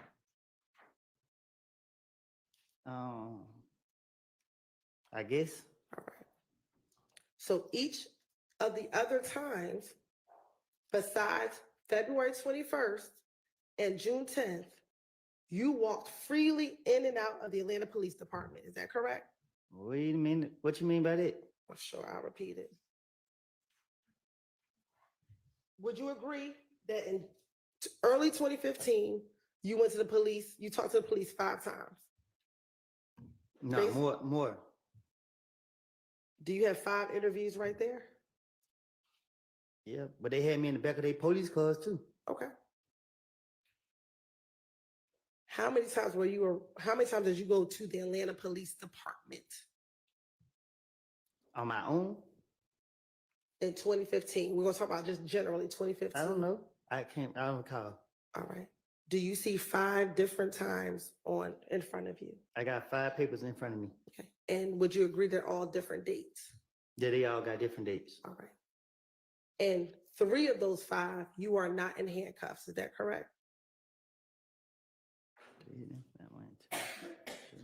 Yeah, 3 of them I'm not in handcuffs. And only 2 of them you are in cuffs, or you knew that you were arrested that day. God bless you. I guess. All right. The 2 times that you were arrested is February 21st. Is that what you have on the blue jumpsuit? Okay, right there. And June 10th when they arrested you at the house. Is that correct? Mm-hmm. Is that a yes for the record? Yes. All right. So the other 3 times, January 11th, you came into the Atlanta Police Department on your own, correct? He called me down there. Okay. And you voluntarily went down there after he called you, correct? After you spoke with... He took my baby mama down there and told me I need to be down there. And you decided to go, correct? Yeah. Okay. And after you interviewed with him, you walked out, correct? And you left. You're shaking your head for me. Yes. I left. Now, on January 28th, you also walked into the police department, correct? I don't know nothing about it. I don't remember that at all. Okay, but is the say that you left because you were not arrested in January of 2015? Yeah, I went locked up in January. And then February of 2015, that's when you walked into the police department with you and Deshaun, correct? I think. And do you remember that being the night or the early morning hours after people shot at you, Deshaun, and your baby? He was fit to put me in handcuffs. But did he put you in handcuffs? Cause the other police told, I don't know if it was that one right there, but one of the police told him, he whispered something to him. I told him, you gonna lock me up, nigga, go ahead and get out of the way. And they decided not to lock you up, correct? Cause he wanted the gun. But he did not lock you up, correct? The next day he did. Answer this question. On February 20th, did he lock you up? He told me I got 24 hours to get him the gun. Okay. And you were able to leave that interview room to go find the gun, correct? Finessed him. You were able to leave, correct? Mm-hmm. Is that a yes for the record? Oh, yes. All right. So when you keep saying they only want to keep locking you up, you only were locked up 2 times. Well. No. Okay.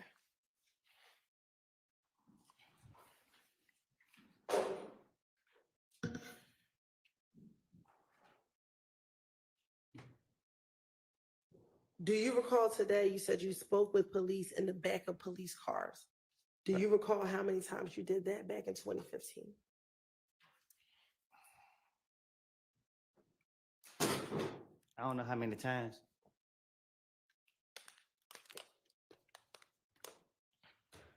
When you were inside the back of the police cars, did they release you or did they take you to jail? They released me. Okay. So again, even those times you were not locked up. I finessed him again. All right.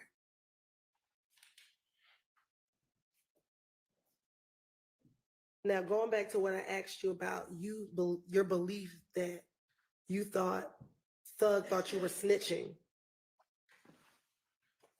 Do you recall telling the police that every time you spoke to the police, excuse me, let me strike that, that there were times when the police would call you and you were in Thug's presence? And you were with Thug when the police would call you. What you mean? You gotta be more specific. Sure. In January of 2015, when police were calling you about Donovan Thomas's murder.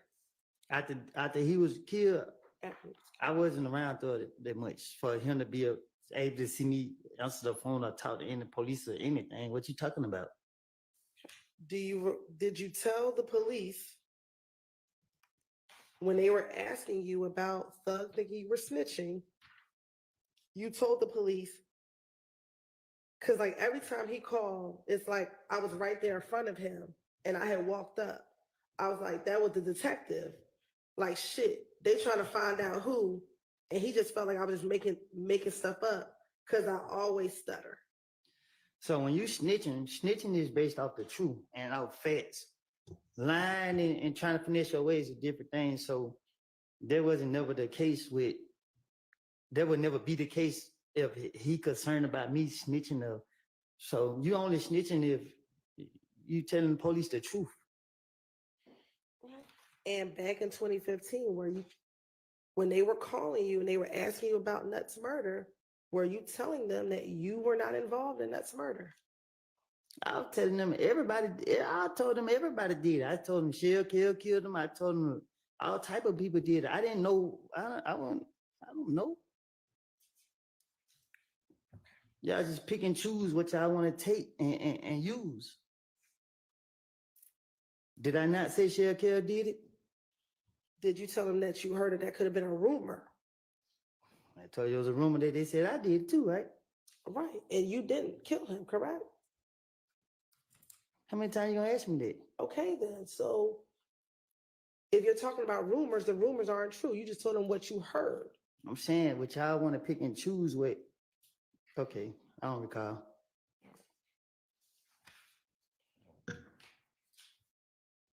And do you recall, because you keep saying that you wanted to finesse the detectives, is that fair? Do you recall them asking you about an event, a shooting on Spring Street where Doug's girlfriend was having a party at a house or at a hotel on Spring Street? I never heard anything about it a day in my life. Okay, and do you remember telling them that you knew nothing about those shooting on Spring Street? I guess I don't know. I don't know what I done told the investigators. So if you want to finesse them, why wouldn't you just act like you knew about it and just tell them about it? Because I didn't hear nothing about it. If I would have heard something from like the street saying, I could have been able to, act like I was there or act like I knew, but I couldn't because I never heard anything about it. Right, but if you're trying to finesse them and you just tell them whatever they wanted to hear, right? You could have just told them, yeah, I heard about it. So I couldn't because I wouldn't be able to speak on nothing where it'd be like, okay, like let's say they would say 2 girls got shot in the butt. I would be like, yeah, I was there, man. The 2 girls got shot in the butt. I couldn't because I never heard nothing about the story at all to be able to say, act as if I knew. But if you're finessing the police, that means you're just lying anyway, right? So to finesse the police, you got to act like you have knowledge. You got to act like you know. Okay. So if you could have just said, yeah, I heard about that shooting. And I couldn't because I knew his next question was going to be who did it or what happened or where was it. Or I couldn't say anything about I couldn't say anything about nothing. Okay. So why would I speak on something and get caught up? I'm not trying to get caught up in my life. Okay. In the same interview, did you also tell Detective Gaither and Detective Dennis that on the Friday before Donovan Thomas was killed, that you went to DJ Drama Studio as well? If I told the detective something like that, I probably did. I don't. And that's something that you also told Investigator Thorpe when he interviewed you. Well, I hadn't heard the question yet. You also told Detective Thorpe about going to DJ Drama Studio that Friday before Nut was killed as well, correct? I recall. Okay. So is it fair to say you told Detective Thorpe about going to DJ Drama Studio, then you also told Detective Gaither and Dennis at a later interview about the same series of events leading up to Donovan Thomas's murder? Can you say that again?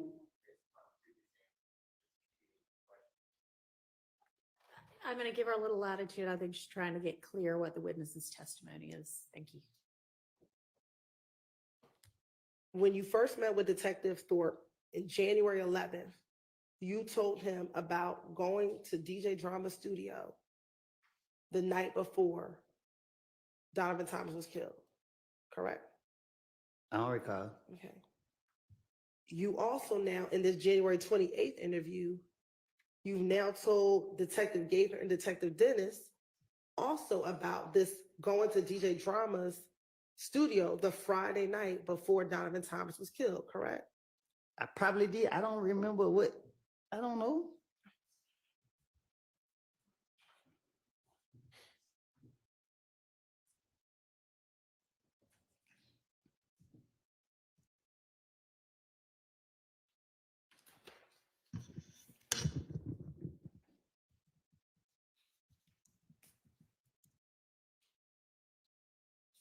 Now,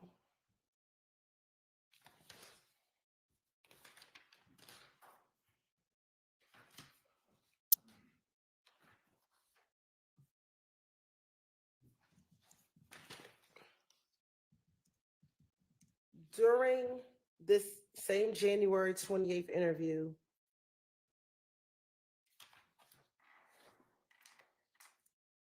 did you tell Detective Gaither and Detective Dennis that you actually owned a chopper, a gun, a chopper? So it's no point in me trying to protect him no more because he did. But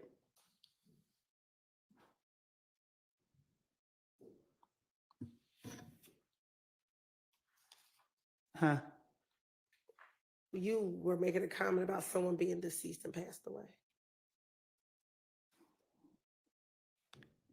What you were saying? Just go ahead and re-ask your question. Yeah, my question was, in this same interview with Detective Gates and Detective Dennis, did you tell them that back in January 2015, that you, when they asked you what type of gun you had, and you told them that you had a chopper? Can you say that again? Sure. In this same January interview where you're meeting with Detective Gates and Detective Dennis, they asked you what type of gun you had. Do you recall telling them that you had a chopper? No, I don't recall what I just said to them. And that chopper is a chopper that was purchased by Quindarius Zachary, or Little D, from Cleveland. I don't recall.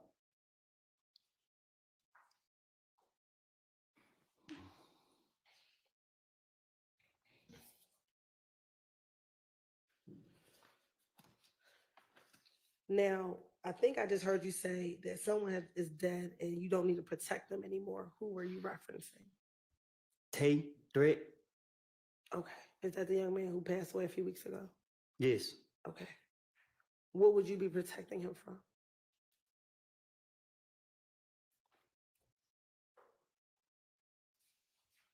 I don't want to talk about it.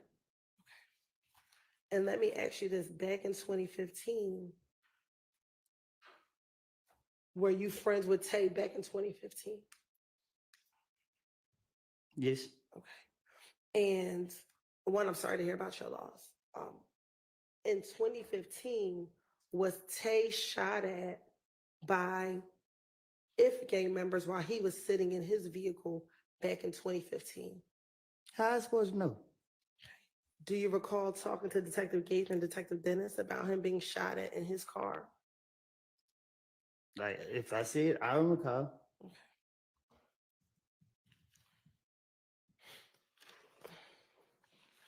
And Trevon, and is his real name Trevante Turner? You're shaking your head. Is that a yes Yes, for the record? yes.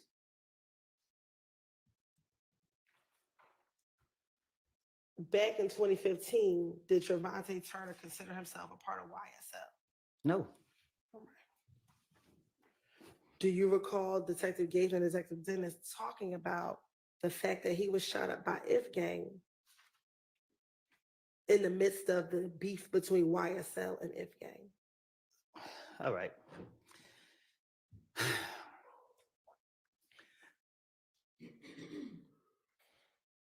Threat had beef with Rich Homie Coin. I don't know what they beef was about, but Threat had beef with Rich Homie Coin, and he was on his ass. Oh, I'm sorry. Who was on who's behind? Threat was on Rich Homie. Okay. And yeah, Threat was on Rich Homie, and Threat got into it with Nut and him.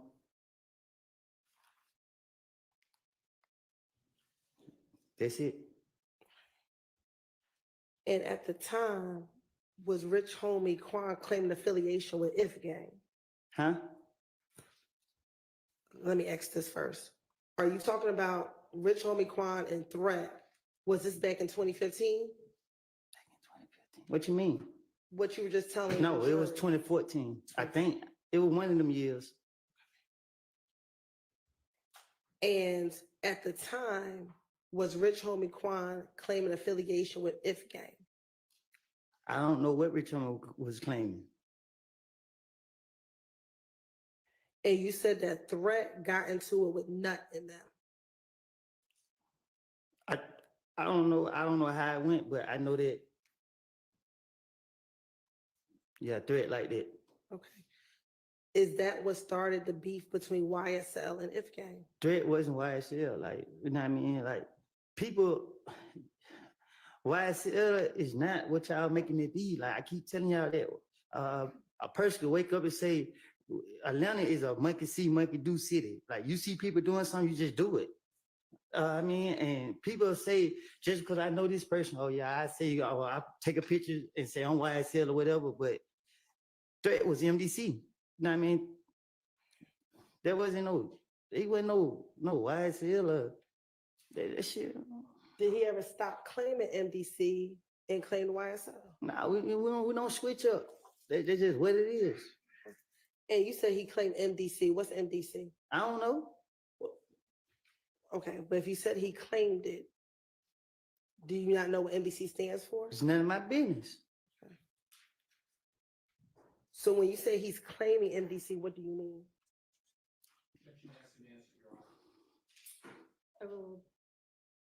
When you say he's claiming MDC, what do you mean? I don't ask questions. That's what I mean. Okay. Is MDC a music group? Ask them. I'm asking you. I think they got rappers. I don't know. Okay. Are they a music group? Huh? Are they a music group? Sustained. Does MDC stand for most dangerous clique? Ask them. I'm asking I'm you. from Canterville. Okay, but you said he claims MDC, so I'm asking you, does it stand for most dangerous clique? If I say yeah and that ain't what it stands for, you're gonna say I'm lying. So I don't know what it stands for. Okay.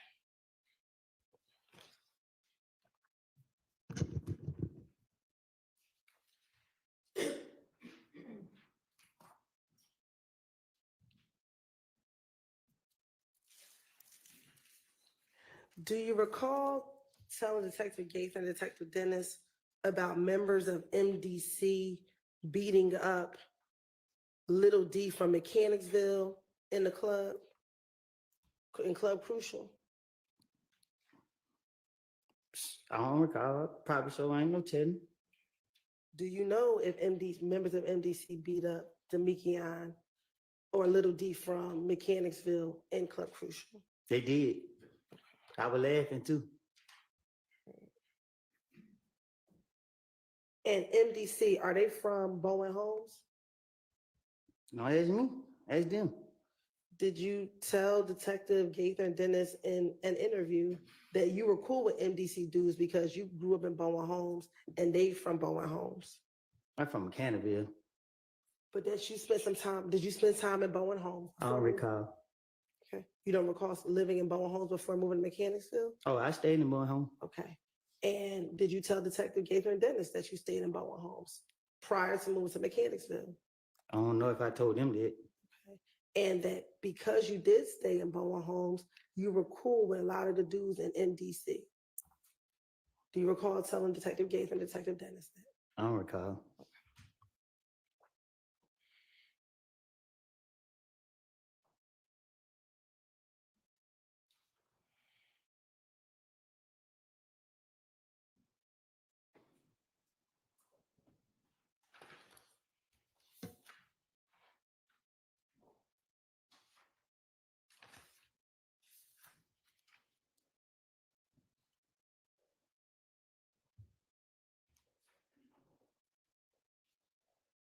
What does it mean to claim a clique? You said he claimed MDC. What does that mean to claim a clique or claim MDC? What does that mean? What you mean?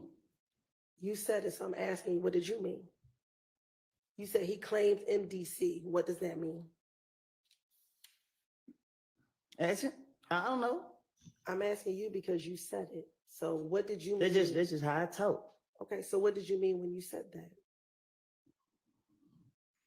You said something about was he YSL or something. I'm just, you know what I mean?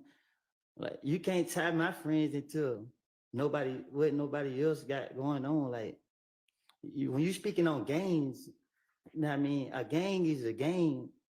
That shit don't have nothing to do with nothing else. If you I'm sorry. I didn't. Okay, You frustrated me up here. that's fine. So what did you mean? I'm asking a very specific question. What did you mean when you said he claimed MDC? What does that mean to claim it? I guess we gotta Google it then. Mr. Copeland, she's not asking what does it mean objectively. She's asking what did you mean when you said it? I just said it, you know. I don't know.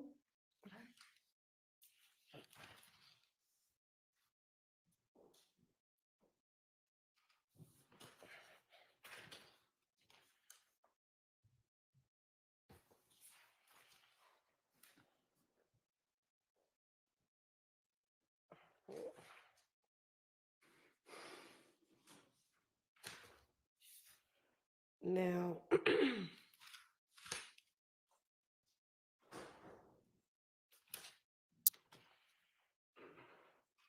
right. Now, earlier we talked about you talking to Nut back in 2015. Do you recall ever meeting with Nut to give him back some items that were stolen from him? I don't recall. Okay. Do you recall, isn't it true that you told Detective Gaither and Detective Dennis that prior to Nut passing away, that someone broke into his car and you ended up with the merchandise from his car being broken into? I recall telling you in the back room somewhere in this courthouse that I lied, and I'm being truthful today by telling you that I made it up. So what I said to the investigators in the past, I came forward and told you that I was in the room by myself when I told you that. I don't have no reason to lie. Don't nobody intimidate me. I'm not trying to protect nobody, no nothing. But I'm not gonna sit up here and tell a lie that I can't keep up with. This is it. I don't know. Like, what you talking about? Okay. We're going to get to what you told me, but I'm going to ask you first. Did you tell back in 2015 that you met up with Nut because someone stole some of his items and you gave him those items back? I don't recall. Okay. Now, speaking about what you told me, do you recall telling me and my investigator Long that it was actually you who stole the items and then you returned it back to him? I paid too much. Okay, but do you recall telling myself and investigator Long that you actually took those items, but you didn't return them? I did tell you that. All right.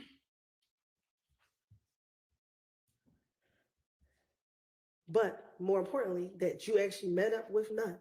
Do you recall telling the police that you met up with Nut to give him back those items that were stolen? I probably did. You probably did tell the police, or you probably did meet up with him to return the items to him? I probably did tell that to the police.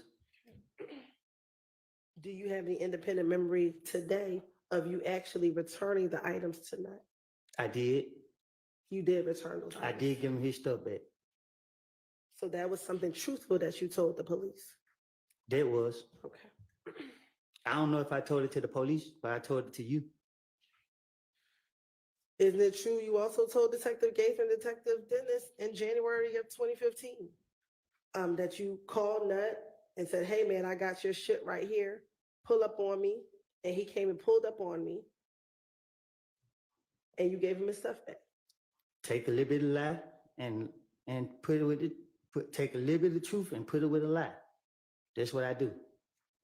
And also, during this same meeting that you met Nut to give him back his stuff, you talked to him about the beef you were having with him and Kel.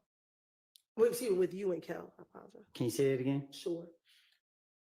In this same meeting that you gave Nut back his stuff, you and Nut talked about the beef that you were having with Kel. So when I gave Nut his stuff back, I didn't like the way he looked at me. So we didn't have no conversation. He seen all the people I had with me. He got his stuff back, said appreciate it, and he left. So what I told investigators was, I don't know what I don't recall what I told them, but I remember giving him his stuff back, and I didn't like the way that he looked at me. Okay. Did you remember telling Detective Gaither and Detective Dennis that you and Nut had never had any beef and never had any issues? I don't recall. Okay.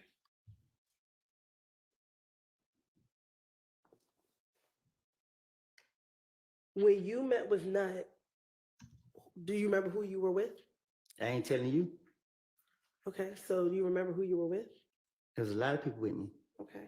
Who were some of the people that were with you? I can't recall. All right. Well, you just told me that you weren't going to tell me, so. Because I can't, it was a lot of people with me. How many people did you have with you? More than 5. Okay.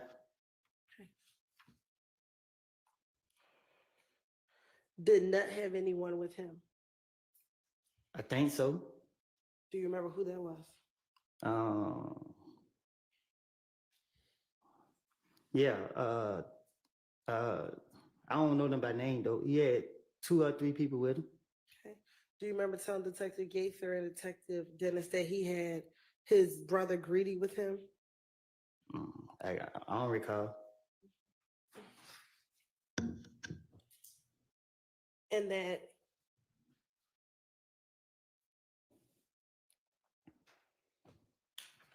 Greedy pulled up in the gray Impala, and then Nut pulled up in his Tahoe truck, his green Tahoe. From what I remember was I was already talking to Nut when that great car pulled up. Okay. And was Nut in his green Tahoe truck? Do you remember? Damn, I can't really recall what Nut was in. Okay. He may have. I ain't pay attention to his car. It's just the way the other car pulled up that made me pay attention. Okay, so did you not like how Greedy pulled up? Yeah. Okay, so was your issue with the way Greedy pulled up, or your issue was with Nut? The way they did, I don't recall.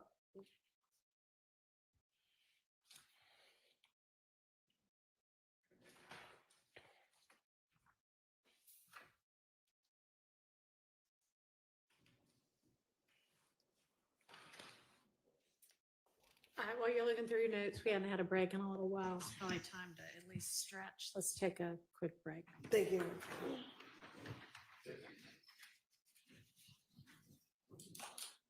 All right, for adjourn.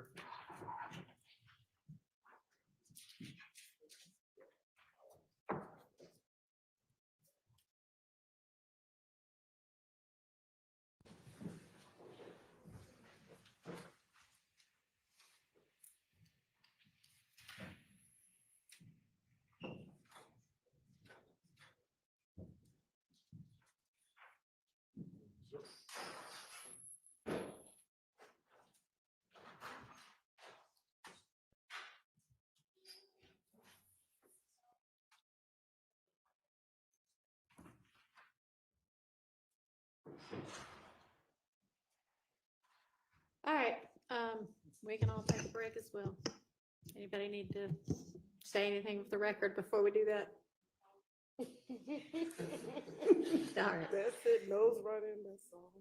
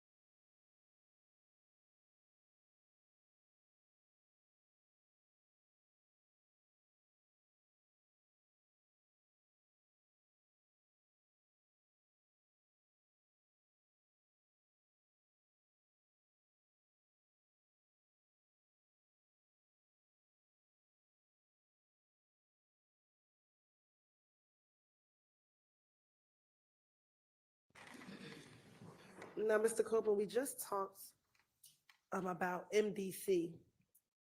And I want to go back very quickly to the shooting at the gambling house in Lakewood. Remember us talking about that a little bit earlier? And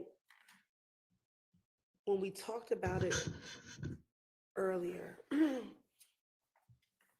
do you recall back in 2015, in the same January 2015 interview, telling the detectives that initially you all thought it was MDC that shot at you at the gambling house?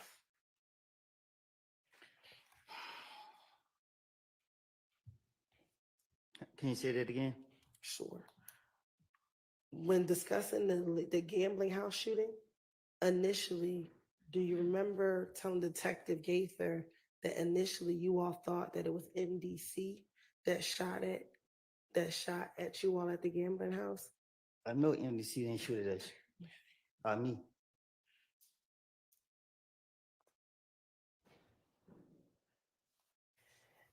And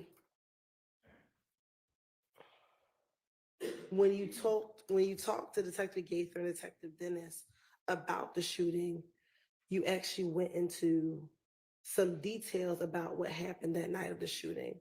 Do you recall doing that? What you mean? Like telling Detective Gaither, giving them details about what happened the night of the shooting. I remember what happened, but I don't remember what I told the police. Okay, what do you remember happening? Niggas was shooting at us. Okay, can you watch your language? I mean, people were shooting at us. All right. And where were you all? Where were you standing when they were shooting at you? Outside. Okay, and you said they were shooting at us. Who else was out there with you? A lot of people, little kids. I can't be specific who was out there. Okay. Do you remember telling Detective Gaither and Detective Dennis that Thug was out there with you? I don't recall.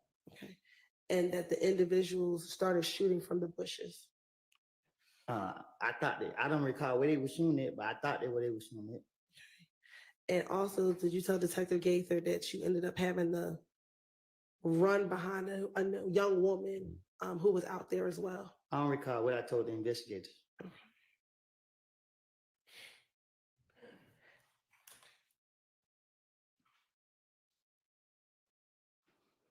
And do you recall telling the investigators that at the Cascade skating ring, you confronted Kel about them shooting at you all from the bushes? What happened in Nut got nothing to do with YSL. This some shit, screaming language. This got everything to do with threat. You know what I mean? I was trying to protect threat from the get-go. You know what I mean? Threat, and they had some more stuff going on. Like, was Threat at the gambling house when it got shot up by Kel? Young, you say nothing I say can be used against me? That's right. Me and Threat shot up Rich Homie Coin Dad at the barbershop on Bankhead.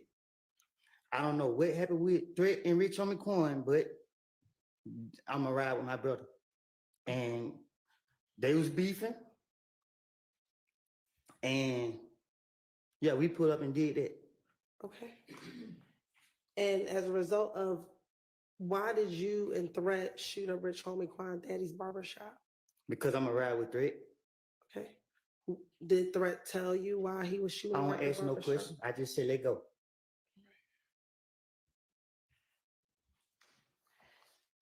And when Rich Homie Quan's barbershop was shot up, was that in September of 2014? Do you remember? I don't know when. I know we went up there and shot it up. Okay. Was it before Nut was killed? Yes.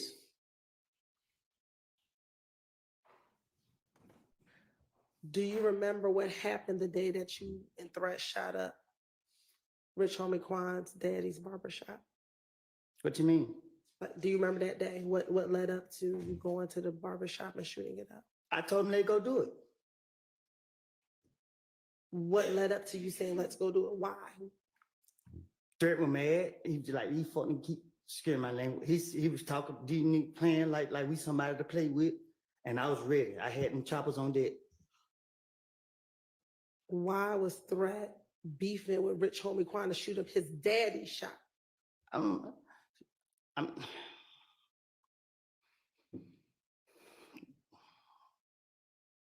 Cause we didn't know where he was. So did you go to the shop looking for Rich Homie Quan? Nah, we went to send a message.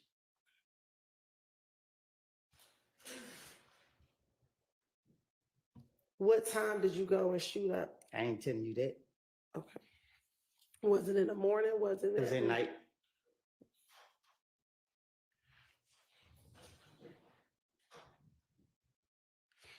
To your knowledge, did anyone send threat to go shoot up Rich Homie Quan's daddy's shop to send a message? No, he said what he said, and I told him, let's go do it. You said that you all went to go send a message. What message were you sending? We ain't the ones to play with. Did something happen between Rich Homie Quan and Threat prior to you all having to go send a message? Yeah, but I don't know nothing about it. So how do you know something happened if you don't know anything about it? Because I can't say for facts if it's the truth.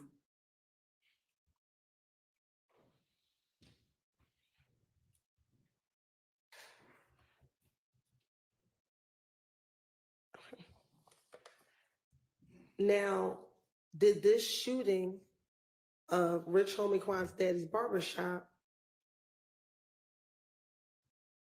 start the beef between If Gang and YSL? The beef was never between If Gang and YSL. Okay. The beef was between me, Threat, and Shell Kell. Rich Homie Quan, because they were Shell Kell was trying to ride Rich Homie Quan. The streets threw YSL into what me and Threat had going on. Well, that takes me back to the shooting at Lakewood, right? Can you repeat that? Sure. You just said that the streets brought YSL into what you and Threat had going on, correct? That's what you just said? Mm-hmm. Mm-hmm. Is that a yes for the record? Yes, my bad.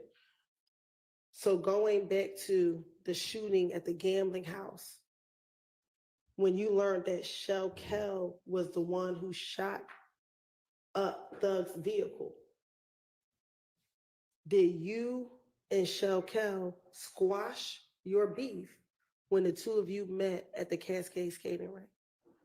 Nothing I say could be used in no courtroom, That is correct. federal or state. Is that the parameters of the immunity or? Nothing can be used. Correct. And what your question was? When you and Shell Kell met at the Cascade skating rink, did the two of you shake hands and said that the beef was over when y'all met at the Cascade skating rink? I put a gun out on him At the Cascade skating at the rink? Cascade skating ring. Okay. Well, who'd you pull it out on? Shell Kell. And once you pulled the gun out on Shell Kell, what happened? I had somebody with me that I didn't want to get caught up in my bullshit, my shenanigans. Who was with you? I can't recall. Well, if somebody you just I said, can't remember who it was with me. okay. So how do you know you didn't want them caught up in your shenanigans? Because I wasn't fit to put nobody else in my, I just wasn't gonna do that. Okay. So after you pulled the gun out on him, did you shake hands with him to say that the beef was over between the two of you? Nope. Okay. I pulled the gun out and let him know I could have got you right now. Okay. And you didn't shoot him? No, I didn't. All right. So did you tell the police Gaither and Dennis back in January 2015 that you and Shell Kell shook hands and said that the beef was over and y'all two were laughing about it? Well, I'm talking to the police, so I'm not going to tell them what actually took place. If I knew that y'all was going to do what y'all doing today, I wouldn't never even did what I did. Okay. And then after you told the police that you all shook hands, you told the police that Kell wanted you to FaceTime Thug. Thug had nothing to do with what we had going on. But that's not what I'm asking you, Mr. I'm Kirkland. telling you the truth. Did Kel shoot up or shoot Thug's car the night that the gambling house was shot up? Everybody could got shot up, and I can't say if I never seen who actually did it. To say that it was Kel who did it. Was Thug's car one of the cars that was shot up the night that the gambling house was shot up? My car was shot up, and a few other cars. I didn't see Thug cars because once I came from behind the wall, everybody was scattering or pulling off. So is your response that you don't know if Thug's car was shot up? I don't recall if his car was shot.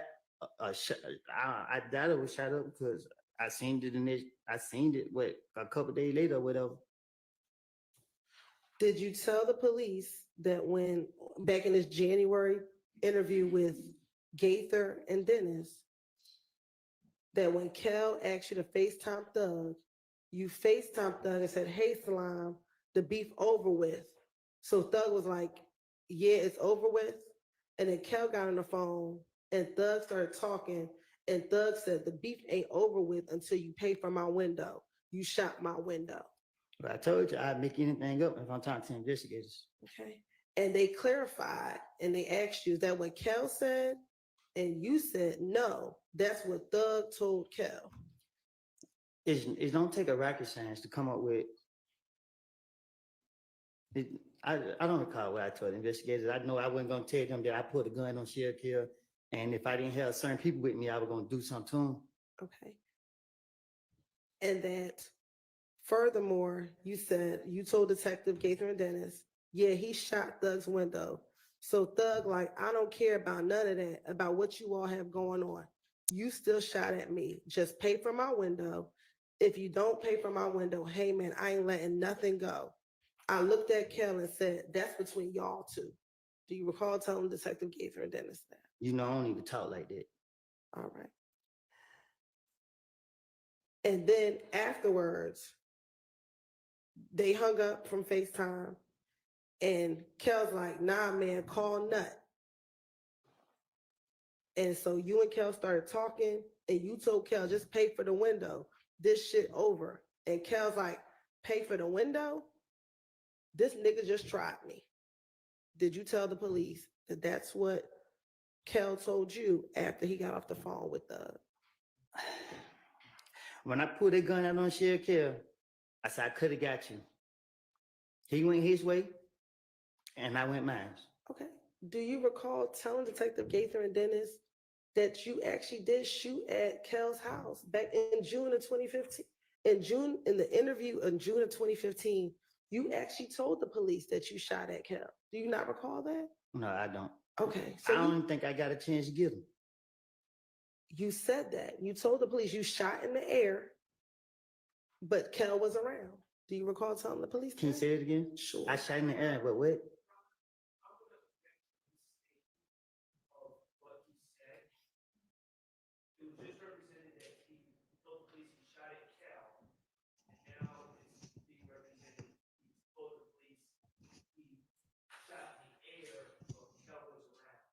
All right, well, that may be something he told the police too. I don't know. She can ask about it and he can answer whatever his recollection is of what he said to the police.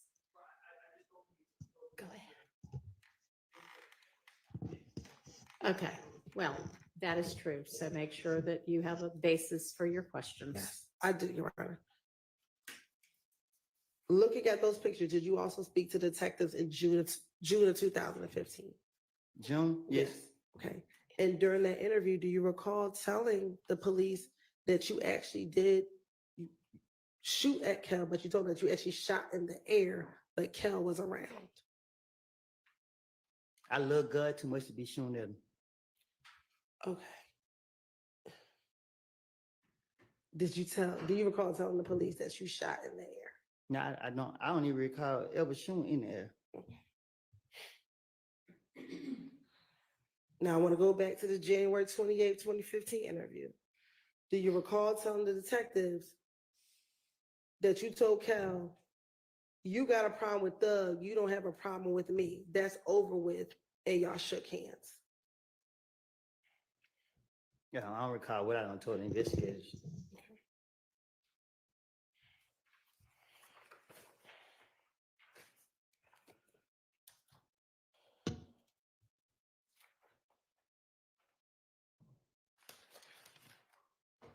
Now, in the same 2015 interview with Gaither and Dennis, after you spoke with them, Gaither and Dennis, about what led up to the shooting on the highway, do you recall giving them more detailed information about the shooting on the highway? What you mean? Sure. Let me ask you this. Do you remember how long your interview was with Gaither and Dennis? They questioned me so many times. Okay. Do you remember the interview being approximately 3 hours? Probably so. Okay. And in the course of that interview, do you recall talking to them about a number of different things? Like, I don't recall. Okay.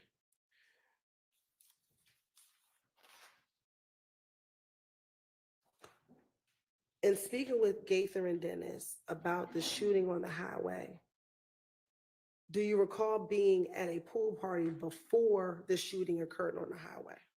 No. Isn't it true that you told Detective Gaither and Detective Dennis that you all were at someone's home or at the pool party and you were getting ready to leave when you saw Booshi, Booshi, get on the phone prior to you leaving the party? I don't recall what I told the investigators. Okay. And you actually thought Booshi might be setting you up? She know better. Okay. But did you think, okay, did you tell the detective you thought that she might be setting you up? I don't recall what I told the detectives.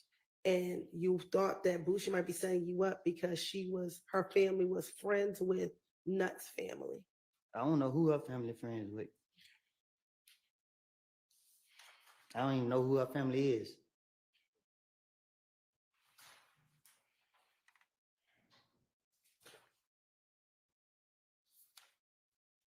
Do you recall them saying in that same interview that once you all left the party,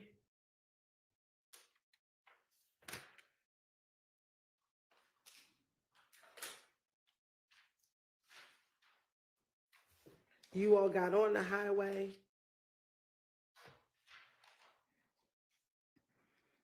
and you got near, I believe it was Atlanta Medical Center back then? And that's the area in where the shooting occurred on the highway. Can you say it again? Sure. That after you left the pool party, you and I believe Shannon got into a car and you all left, and the route that you took was near Atlanta Medical Center. Oh, I don't recall what I told the investigators.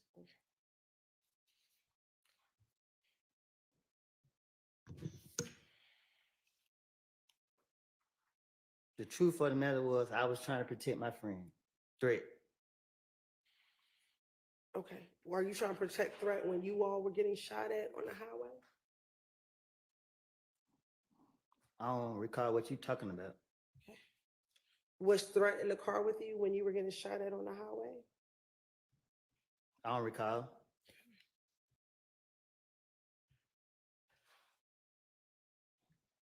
Do you remember telling the detectives that you reached out to Yak Gotti because he was dating Booshi at the time,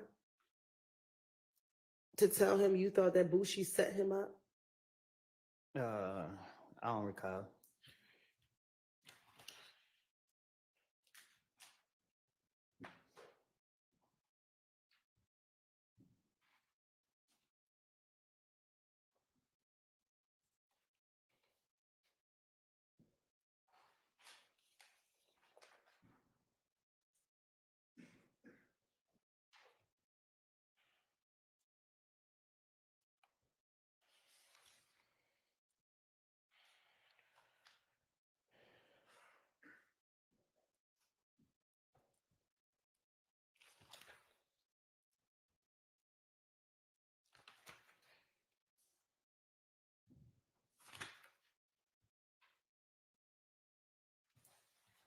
And when you spoke to Yak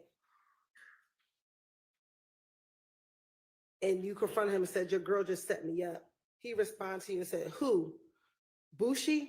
And then he told you he was gonna call you back. He hung up. He called back and said, she doesn't know what you're talking about, that she didn't set you up. I don't recall.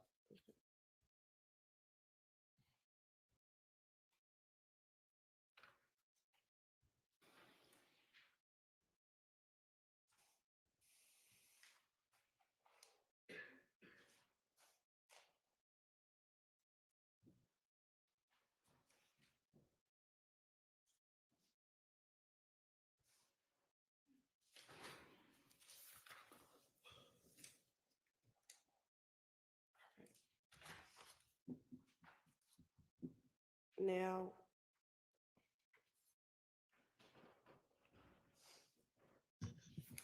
earlier we talked about who you hang with, or back in 2015, who you were hanging with back in January of 2015. And did you tell detectives in the same January interview, Detective Gaither and Dennis, that outside of Shannon and Little D from Mechanicsville, you're not going to see them hanging with anybody else? I don't recall what I told the investigators. Did you also tell them that there's not going to be one time that you don't see you and Little D together, no matter what? I don't recall what I told the investigators. But Lady is not he don't have my life. He not like me. Lady is a pretty boy. He for the girls. Okay, so when you say he's not like you, what do you mean? I don't recall. Okay, so why did you just say that? I don't recall. So when you say he's like the girls, what do you mean? He's a pretty boy. Okay. He's not a troublemaker. Okay, so what does that mean? Why did you tell me that? Lady was only around for the girls.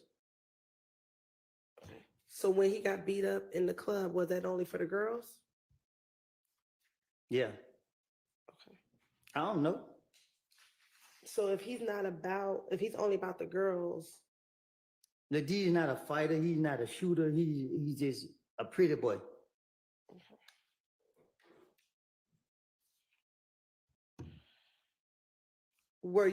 Are you aware of Little D shooting at people's houses after he got beat up in the club in April of 2015? No, Lady don't know how to shoot no gun. Okay. Were you aware of him being convicted for that? Cause Lady wanna be something that he ain't. So he probably took a charge. Ain't no telling.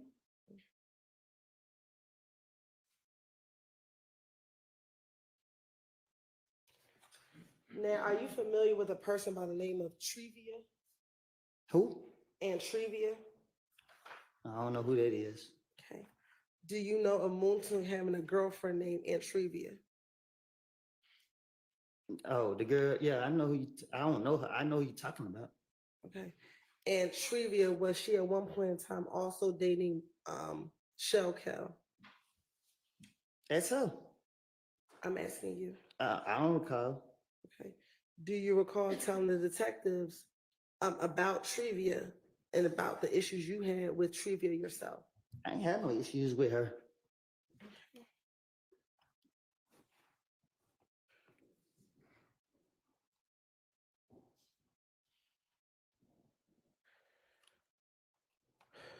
Do you recall telling the detectives about Moontuk and Shell Kel getting into an argument at Club Crucial?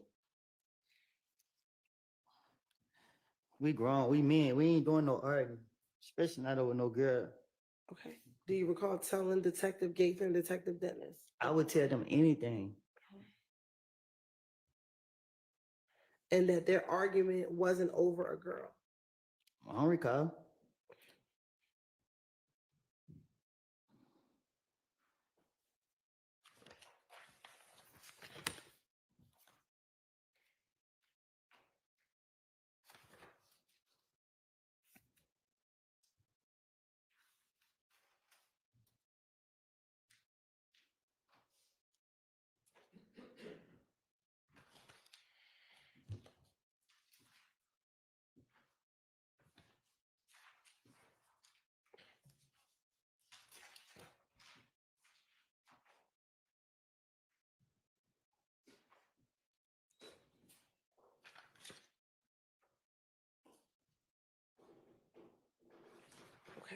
Earlier, you talked about pulling a gun out on Shell Cal. Do you recall telling me that a few moments ago? Yes. All right. In this same January, excuse me, I thought it was in June, but in this same January interview, do you recall telling Detective Gaither that you actually told Shell Cal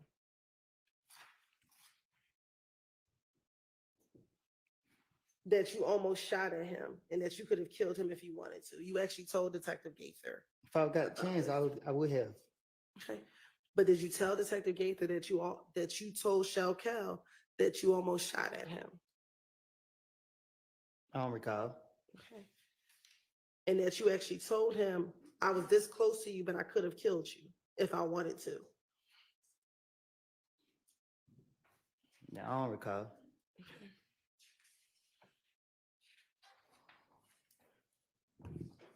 And that's when you told him, I ain't shoot at you, but I shot in the air.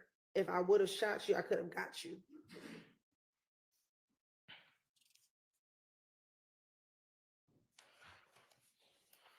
You said it again? Sure. Do you recall telling Detective Gaither that you actually did tell Shell Cal that you almost tried to shoot at him, but that you ended up shooting in the air? I don't recall. And that you told him, I would have shot you. I could have gotten to you, bro. Anytime he got shot at? No, I don't recall.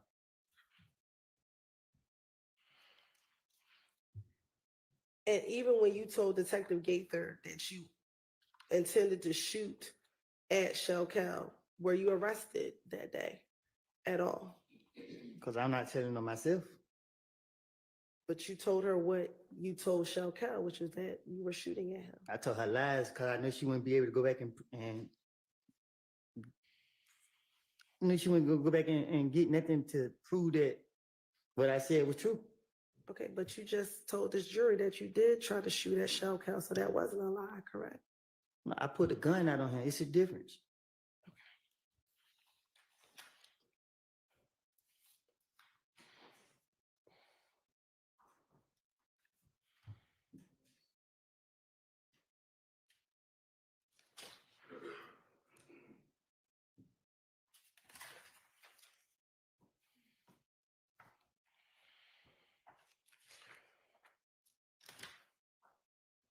Now, after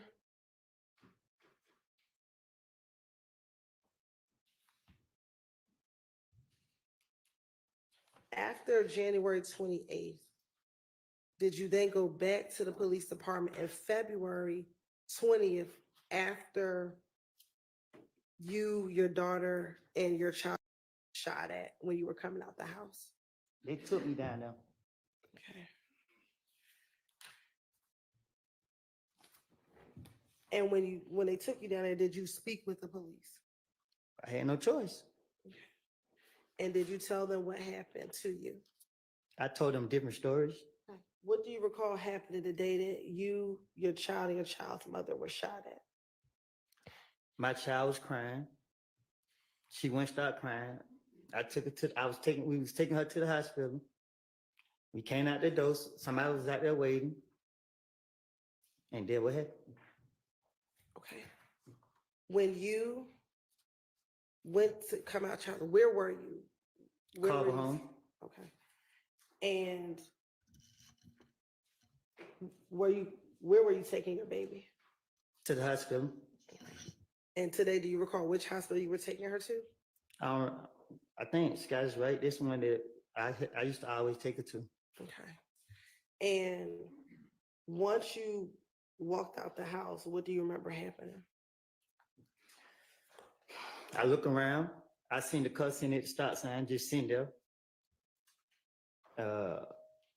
I walked towards the car. I walked towards my car and I grabbed my baby mama's hand and pulled her closer to me. And the car pulled out like it did come, like they were trying to figure out which way they wanted to go. Then they turned my way. I told her to get down. I pulled the gun out, put my baby behind my back. because she was in the car seat. I pulled my gun out. I can't remember if I threw my child in the back seat with my baby mama or if I just hit her behind my back. But the car rolled on side me. I seen all the windows up, and I didn't just want to shoot anybody out of paranoia. So I waited. They rolled up, let they window down, and tried to shoot. And I shot all in their car. And what happened after you shot at their car? I ran around, grabbed my baby mama out the back seat, told her to duck behind me as we tried to go back into the apartment, and they like got out the window and tried to shoot. They shot, and I shot back at them again, and then the car started making a lot of noise. They ran to a house, they jumped out, and I shot at them some more.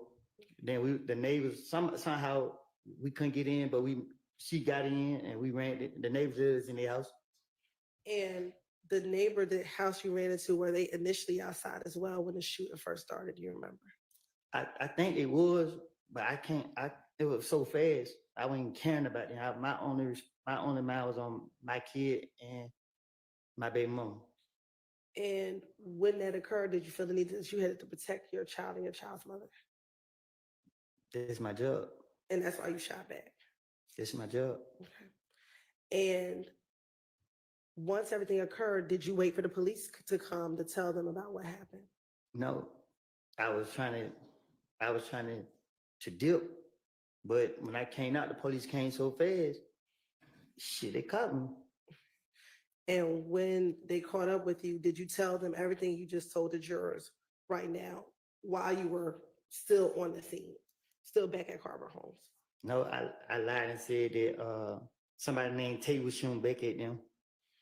Okay. And when he said he gonna call Gator, whatever her name is, I knew she was gonna be like, which Tay? So I just went ahead and told him I was shooting back. Okay. So when you went down to the police department and you spoke with the detective, do you recall initially not wanting to tell them who shot at you or who you saw shooting at you? So, I mean, I tell it over and over and over and over and over that I never saw no one face. I to this day, I still never saw no one face.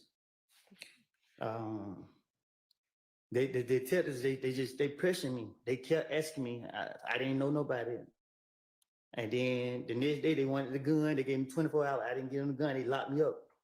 And when they locked me up, they put me on isolation. They wouldn't let me out the room. I was going crazy. I was thinking about when nobody out there to protect my baby mama and my child.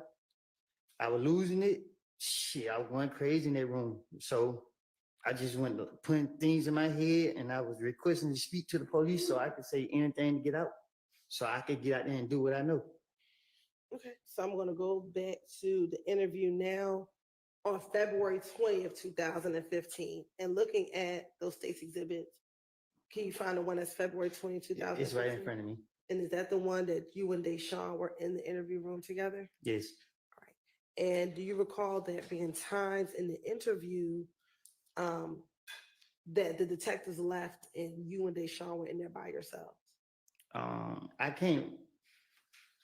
I can't really say how that interview went because the police don't question me so many times. And in that interview, initially, did you even tell that first detective that it was Tay who shot you?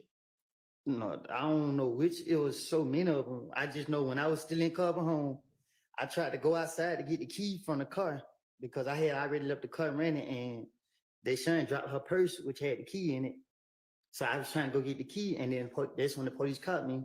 And the first police that came up, he didn't know me, and I didn't know him, so I just told him anything. But when he was like, "They getting the gang unit here," I was like, "Shit," because the gang unit know everybody I know. So I just told them, I shot back. And even when you told me you shot back, you did not get arrested for shooting back at Tay, or excuse me, shooting back at the cars that shot at you. Right. So when I went ahead and admitted that I was shooting back, they searched me, and then he was like, "Okay, man, you're not under arrest, whatever." So he's like, we just want to take you down for question. I'm like, but if me and my baby mama got shot up, why you only taking me? If you're gonna lock me up, just gonna lock me up. And then one of the police had, because the police put like his handcuff, and he was like, nah, we don't need that. Told him put the handcuffs up. And he's like, man, come. So I like, do I gotta go? He like, yeah, because I gotta get your statement. So I'm like, well, why she? And he like, she could come too. Okay. And the both of you all went to the police department. He took us down there. All right. And she wasn't arrested and you weren't arrested when you went down there. No, we wasn't. All right. And during that interview, do you recall them trying to find out from you who was the person that shot at you? That's what he kept asking. I don't recall, but I know that's what he kept asking. And you were concerned about telling them because you were concerned about snitching. No, at that point, I didn't give a fuck about, oh, excuse me, sorry. I didn't care about nothing or nobody walking this earth. Okay. During that interview, do you recall the detective? And let me actually just strike that. The person who interviewed you, was it Detective Thorpe? I don't have a clue who it was. Okay. Do you remember being Detective Gates or Detective Dennis? I remember them saying that the gang unit gonna come question me. I don't remember. I don't even know if they questioned me about this. I can't remember. Okay. Do you remember the detective asking, or didn't the detective ask you, do you recognize anybody in the car that tonight this evening shot at you? Do you recognize anybody? And Sean says, I couldn't see their face. He asked you, you recognize who it is. I'm just waiting on you to be real with me about it. And you said it won't stop it. And he says to you, so you saying the loyalty, not knowing who is out here shooting at your baby mama and your baby ain't gonna stop it? Because you can't sit here and tell me today who you recognize as a person who was shooting at you. And then you continue to say, I didn't do nothing. I didn't kill nobody. I didn't shoot one of them. I haven't done nothing to them. I honestly haven't. They've been shooting up. I haven't retaliated not one time. I'm going to tell you why I haven't, because I feel like police out to get me. Gaither called me. Guess what? They can call me. I put all my pride to the side. I put a lot of faith in her to handle. I'm sorry. And I put a lot of faith in her to handle this. And guess what? It's still going on. And he says to you, all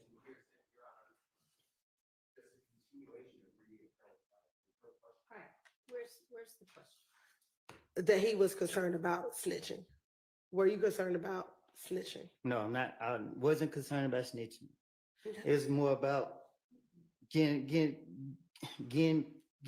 whoever did that. So if I had to throw the police out by saying anything for the person who actually did do it, I don't want the police to know who did it because you shot me while I got my child. Fuck jail. Okay. Do you recall telling the detective that one of your cousins was getting tortured now because people thought that he had snitched? What I'm trying to do to people who shot at me and my child, I ain't trying to see them in jail. Okay, but did you tell the detectives, again, you were concerned about being labeled a snitch? I don't. If there was the case, then I wouldn't be a snitch. Isn't it true that you told the detectives, your cousin, he's getting shot at, all this because they think he snitched? I'm already going through enough about something I didn't do. And I know if I was to tell you what was going on, as much as I know, they're going to be on the records and all this here, and you got to get him locked up, and he going to get his discovery package. First thing you're going to do is send the two places, to the street and to prison, and float it all around the city of Atlanta, and then all around prison. But my name's over that. I'm not going out that way. No, I'm not going through none of that. Look, they shot at me, my girl, and my baby.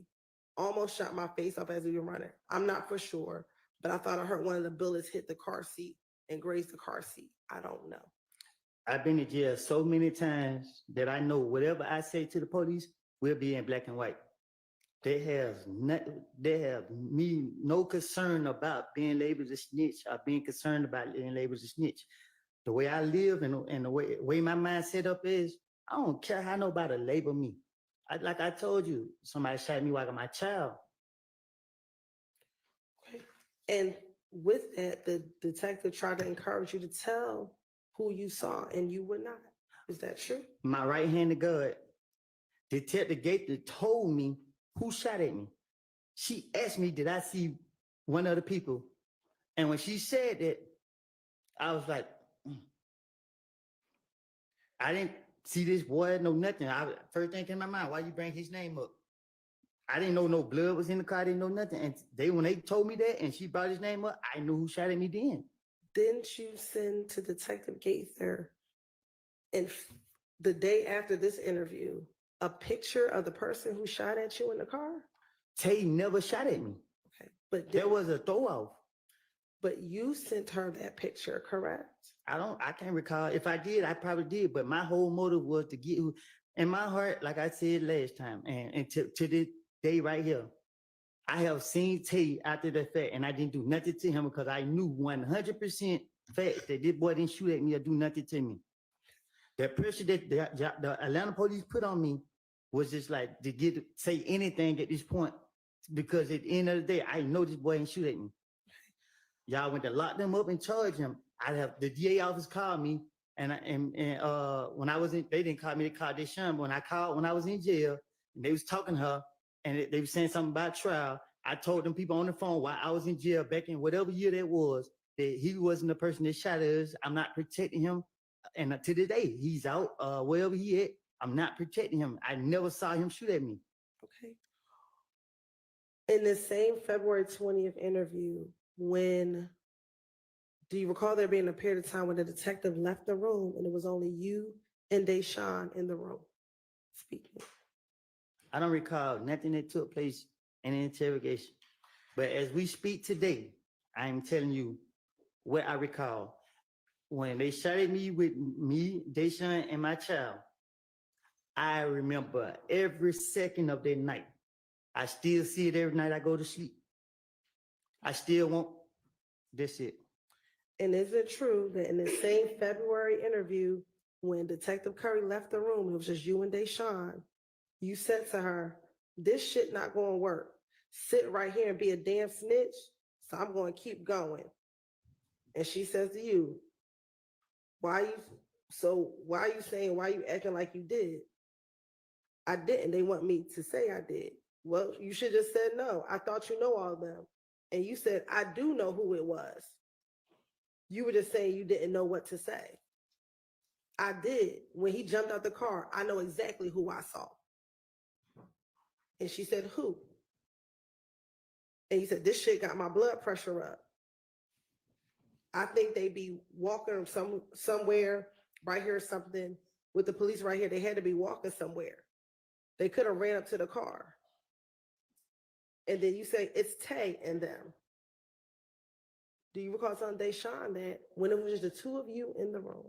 I don't recall saying that, but I have watched First 48, and any of my family members will tell you, I don't remember watch police all day. Any movie, I just watch and learn how they operate. When that police left out, I knew they were still recording us. Like I said, I like it. So if you told the detectives, I don't know who shot me, why didn't you just continue to say that if you knew the cameras were running? Why didn't you just tell Deshaun that knowing that the cameras were running? Because my whole motive is to convince the police that I'm going to tell them the truth. But you already convinced them, according to you, by telling them you didn't know who shot you, correct? But you got to understand the difference, like how you put pressure on me now. You keep applying pressure. You know what I mean? Like at this point, I'm liable to say anything, but the truth of the matter is I don't know who shot at me until Detective Gator said one of the boys' name. And when she said one of the boys' name, she said blood. And when they locked me up the next day, I was in what's name, and one of the boys came in like, he just came from Cub home, and they found he told me some stuff that happened that I was like, what? I put 2 and 2 together, and that's how I knew who shot at me. Was Detective Gaither in the room when you were talking to Deshaun? I don't know. Like yeah, I'm talking about the whole time frame. When that investigator questioned me, you know what I mean? Like it wasn't. I know Tay personally. Like I'm not gonna tell you nothing about what me and Tay had going on. But y'all know, like I know, Tay didn't have nothing to do with me getting shot at. Matter of fact, you just said you knew Tay. Didn't you tell Detective Curry that Tay had just been at your house a few days before the shooting? Exactly. I invited him there. Exactly. And you told the detective that that's how you knew who he was, because he had been to your house. You want to tell you why I invited Tay to my house? I'm not even gonna do him like that. No, I'm not. I'm not telling y'all that. Okay. I'm not asking you to tell me anything. I'm asking you, were you concerned about snitching, which is why you did not want to initially tell Detective Curry who shot at you? Objection, asked and answered. Sustained.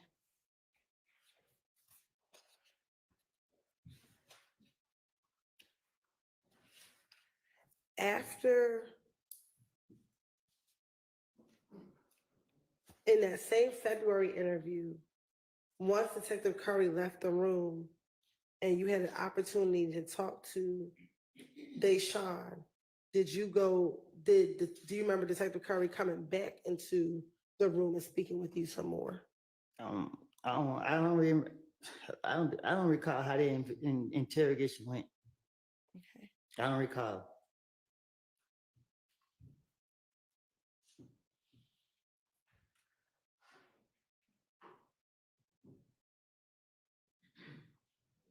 Do you recall being concerned that there was a whole gang after you because they thought that you had killed Nut?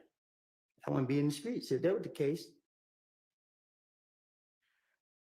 Didn't you tell the detective at this February 20th interview, I can't run from it. It's a whole gang after me. Different niggas every day. It could be different niggas every day. Every day. I was telling the investigators anything where I could be a victim, because if I caught one of them down bad, I'd be justified. When you say caught them down bad, what does that mean? Self-explanatory. It's not. If you could tell me, what does that mean? I don't recall. Okay, so why did you just say that? I don't know.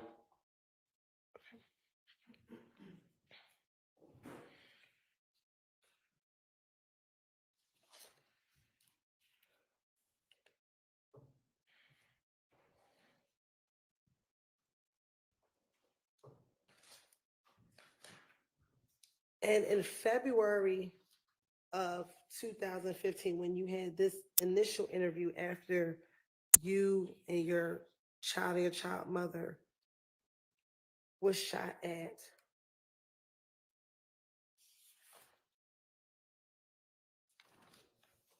did you just want the police to do their job and find out who killed Nut so that people would stop coming after you?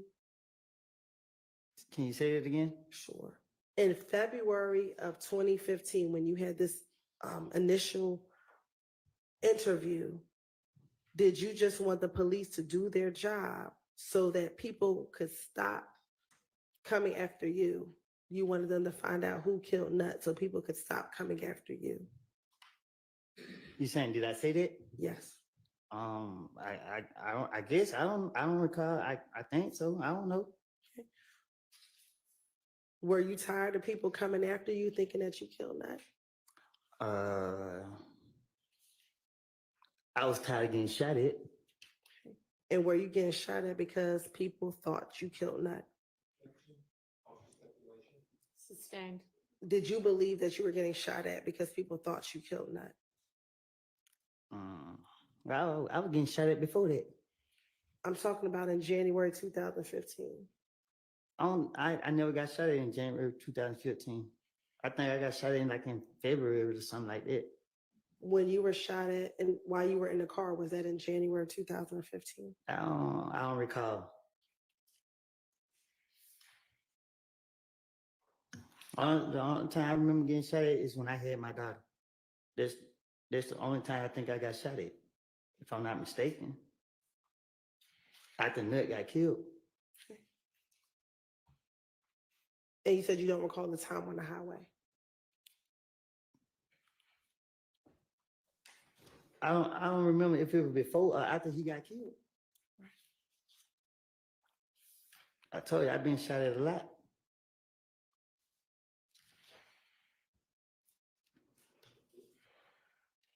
Now, you said that you finessed them because they wanted the gun that you used to shoot back at the individuals who shot at you. What happened to that gun? How do I know? What did you do with the gun after you shot at them? What gun? The gun that you used to shoot at the individuals who shot at you. I don't know nothing about no gun. I don't recall. Okay. Did you just testify a few moments ago that while your baby was in your hand, you took the gun and shot at these individuals who shot at you? Oh, I told them I throw that gun in the woods. Who did you tell that to? The police, they caught me there that night. And they went to search the woods and they said they couldn't find it. All right. Did you tell the detective who you were interviewing with that the gun was back at home and that you were going to go get the gun and bring it to them? Yes, I think I told them that. Okay. I told them if they let me go, I'd bring the gun back. And that specifically you won't call Gaither and give Gaither the gun. I don't know if I said that, but I probably did. Okay. And did you ever give Gaither the gun? No. Why not? Is you crazy? They asked you for the gun. Why didn't you give it to her? I knew I was gonna get on the gun from the start. Okay. Did you eventually explain in June of 2015 the reason why you never gave Gaither the gun? What you mean? When you were interviewed in June of 2015, did you tell Gaither why you never gave her the gun? I don't know. Okay. Did you tell Gaither in June of 2015 that you never gave her the gun because it was Shannon's gun? What I'm gonna do with Shannon gun? Did you recall telling her that? I ain't no telling. I probably did. Okay. And that Shannon took the gun with him while he was on tour with the. No, I don't. I tell Gaither anything. Okay. Just like I would tell the rest of the police. But as today, as in the truth of what happened was, I hid the gun in the neighbor house. In their bathroom up under the sink. So why wouldn't you just tell Gaither that you hid the gun? Because they're gonna lock me up for the gun. I ain't supposed to have it. Okay. But you had already told her in January 2015 that you had a whole chopper. You didn't get arrested for having a chopper. So why would you get arrested for having this gun when you were protecting yourself from being shot at? Because they don't matter what I tell them. They know I had guns, but it's what they catch me with. Okay. And didn't Gaither and the detective who interviewed you the night that you were shot at told you that you wouldn't get in trouble, they just need the gun? Yeah, but I don't know, a fool go for it.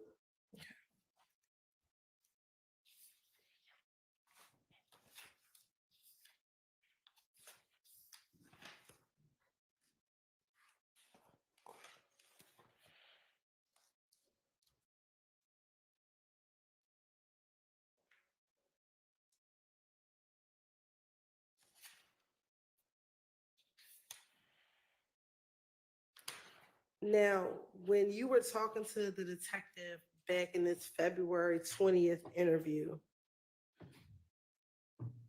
do you recall him asking you questions about Tay and where Tay was from?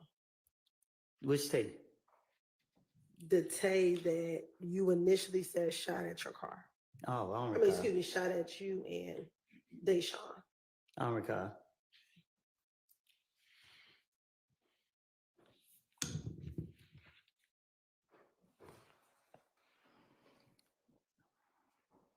And that Deshaun actually told the police that he's either from Mechanicsville or he's from Simpson Road. Deshaun ain't tell them nothing.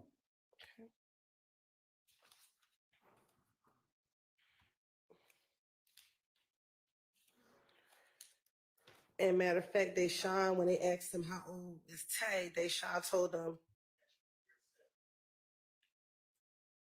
Overruled, because I think it's as to, let me hear the rest of the question. sure, during this entire, How's he supposed to know this?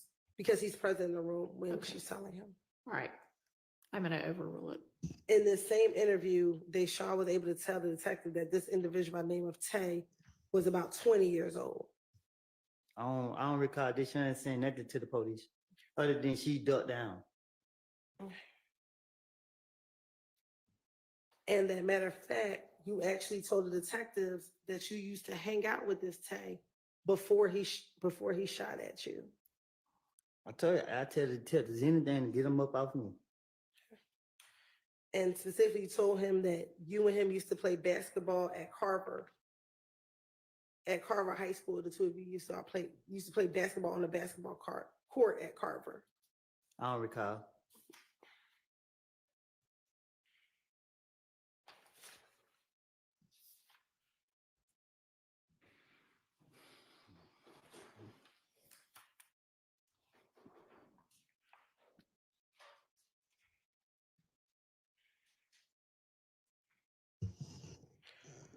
Miss Hilton, we're gonna need to, I mean, it doesn't have to be right this minute, but pick a stopping point sometime in the next 20 minutes or so. Okay. Thank you, Your Honor. You said earlier that you weren't concerned about being labeled a snitch. Is that fair to say? Say that again? Earlier, a few moments ago, you said you weren't concerned about being labeled a snitch. Is that fair to say? I wasn't. You was not. What you mean? That you didn't have any concerns being labeled a snitch. Is that correct? I don't get what you're asking. Back in 2015, were you concerned about people labeling you a snitch? I was concerned about the safety of my family, so that's my mindset back then. I'm asking you, were you concerned about being labeled a snitch? A snitch is someone who tells the truth to the police. Okay, so were you concerned about being labeled a snitch?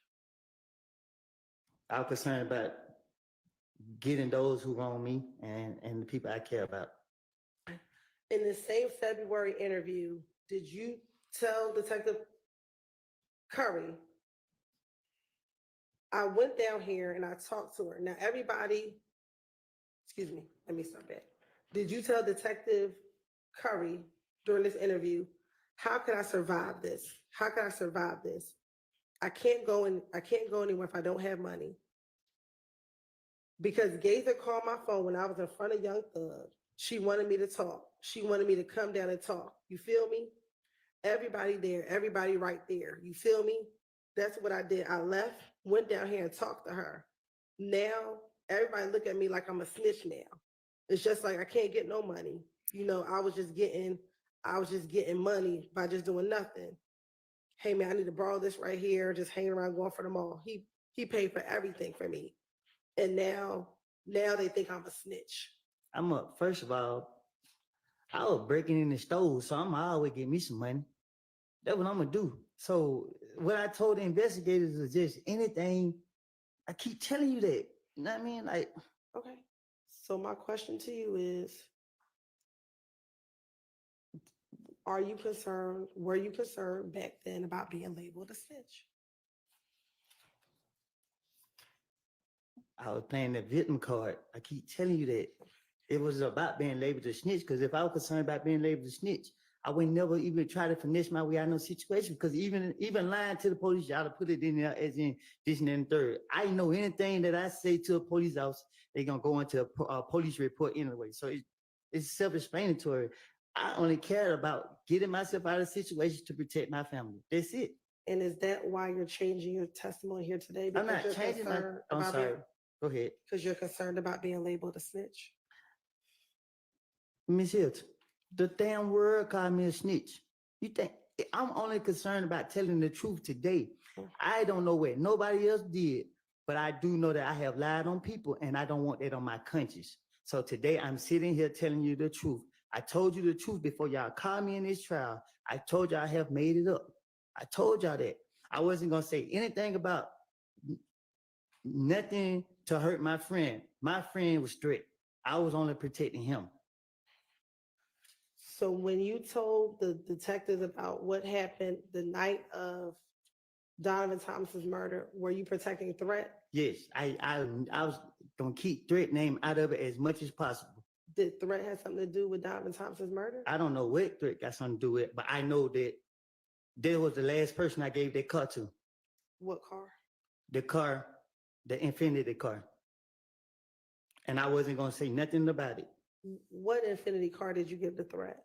The Infinity car that I had. Okay. Is this the same car that you went to the rental car place with Thug and Thug rented the Infinity? I'm talking about the gray Infinity car that me and Zachary was riding in. I wrecked the car, put up on threat, gave the car the threat, and I left. Okay. Is this the same Infinity that you told police that you went to the Hertz rental car place with Thug when he rented the Infinity? I just told you that I gave threat that car. Ms. I don't know. Copeland, that's not what she asked. So listen to what she asked and then answer that as best you can. You're saying you gave threat that Infinity. Is that what you're saying? Hold on 1 second. Y'all just confused me. What you say, Yana? Well, I wanted Ms. Hilton to ask the question clearly and you listen to it and answer it. So ask the question you asked him a minute ago, if that's what you want the answer to. The Infinity that you're talking about, is that the Infinity that you went to the Atlanta airport with Thug when he rented the Infinity? What you asking? You're talking about an Infinity that you gave the threat, correct? Right. The Infinity that you're referring to, is that the Infinity that you went to the Atlanta airport with Thug when he rented the Infinity? Yes. Okay. And that was the car that Thug rented, correct? I asked him to rent me a car, and I read the car, and I gave the car the threat. When did you give the car the threat? The same night I read it. The night before that happened. Before what happened? The same night it happened. I can't remember. I gave the car the threat and I left. Where did you give the car the threat at?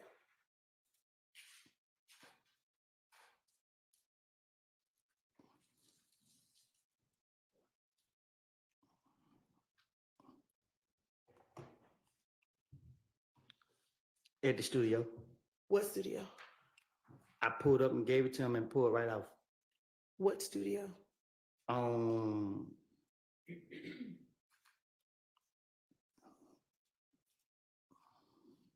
It was by Northside Drive, Marietta. It was one of them streets. Was there anyone else at the studio when you gave the car? I didn't go in the studio. I pulled up. I was pulling up, and I seen threat. I gave threat the car, jumped out of the car, it got in my charge. Called my brother to come and get me.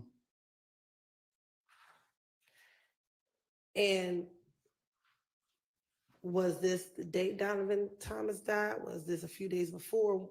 In relation to when Donovan Thomas died, when did you get threat this vehicle? I gave threat that car. I read the car, gave it a threat. So when you wrecked the car, why would you give threat a wrecked vehicle? So I could, what you mean? It wasn't damaged bad. I don't know. I hit something on it, and then shit, the thing on the cover, it was tripping. So when I pulled up, I wasn't giving it to threat, but I just seen him standing outside. And I was like, he like, what you about to do? I'm like, just get the key real quick. I'll be right back. Gave threat the car, and I dipped. I don't know if it was late. So when I woke up the next day, I came outside, and this when I heard what happened. Okay. All right, Ms. Hilton, is this a good time to Yes, stop this is a good for the time to day? stop. All right. Yes. All right, Mr. Copeland, we'll see you back here at 9 in the morning. 9. 9 in the morning. I can go? Yeah, you can go for now. All right, ladies and gentlemen. To maintain the integrity of this trial, remember that you need to decide this case based only on the evidence that is admitted during this trial and the law that I will explain to you. You should consider only the evidence admitted inside of this courtroom. You may not conduct any research on your own about this case or about any of the people or the places mentioned in this trial. You may not visit any places mentioned in the evidence, and you may not refer to any books or documents that have not been admitted during the trial. You should not take or review any photographs or video of any person or place involved in this case, except to review the evidence during your deliberations later. Also, you may not use any dictionaries or any other reference materials, including online reference materials, to help you in any way with this case. You may not use Google or any other internet search engine or consult websites, blogs, podcasts, any social media websites, apps, including but not limited to Facebook, Instagram, Twitter, X, TikTok, Reels, Twitch, YouTube, Kick, Reddit, or the like. I'm sure I left out a few, but any of those. Or any other source, electronic or otherwise, to get information about this case. And do not use any of these sources to get information about legal terms or concepts or about the law.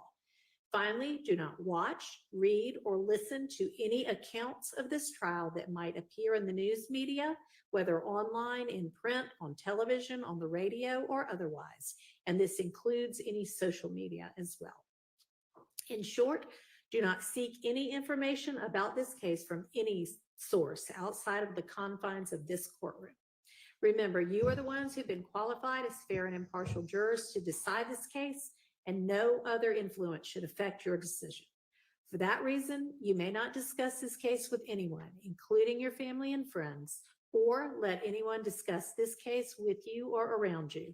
This includes discussion or sharing information in person or by phone, email, text, blog, or any form of social media. And if anyone does approach you about the case, please immediately let Sergeant Ingram or another deputy or court staff know that. Please remember that you should consider the evidence with an open mind, do not jump to conclusions, and do not reach any final conclusions until this trial is complete. And by that I mean until the deliberations begin, after you've heard all of the evidence, the lawyer's closing arguments, and the law that applies to this case. You must not, until that time, even discuss the case amongst yourselves in the jury room, during breaks, or anywhere else.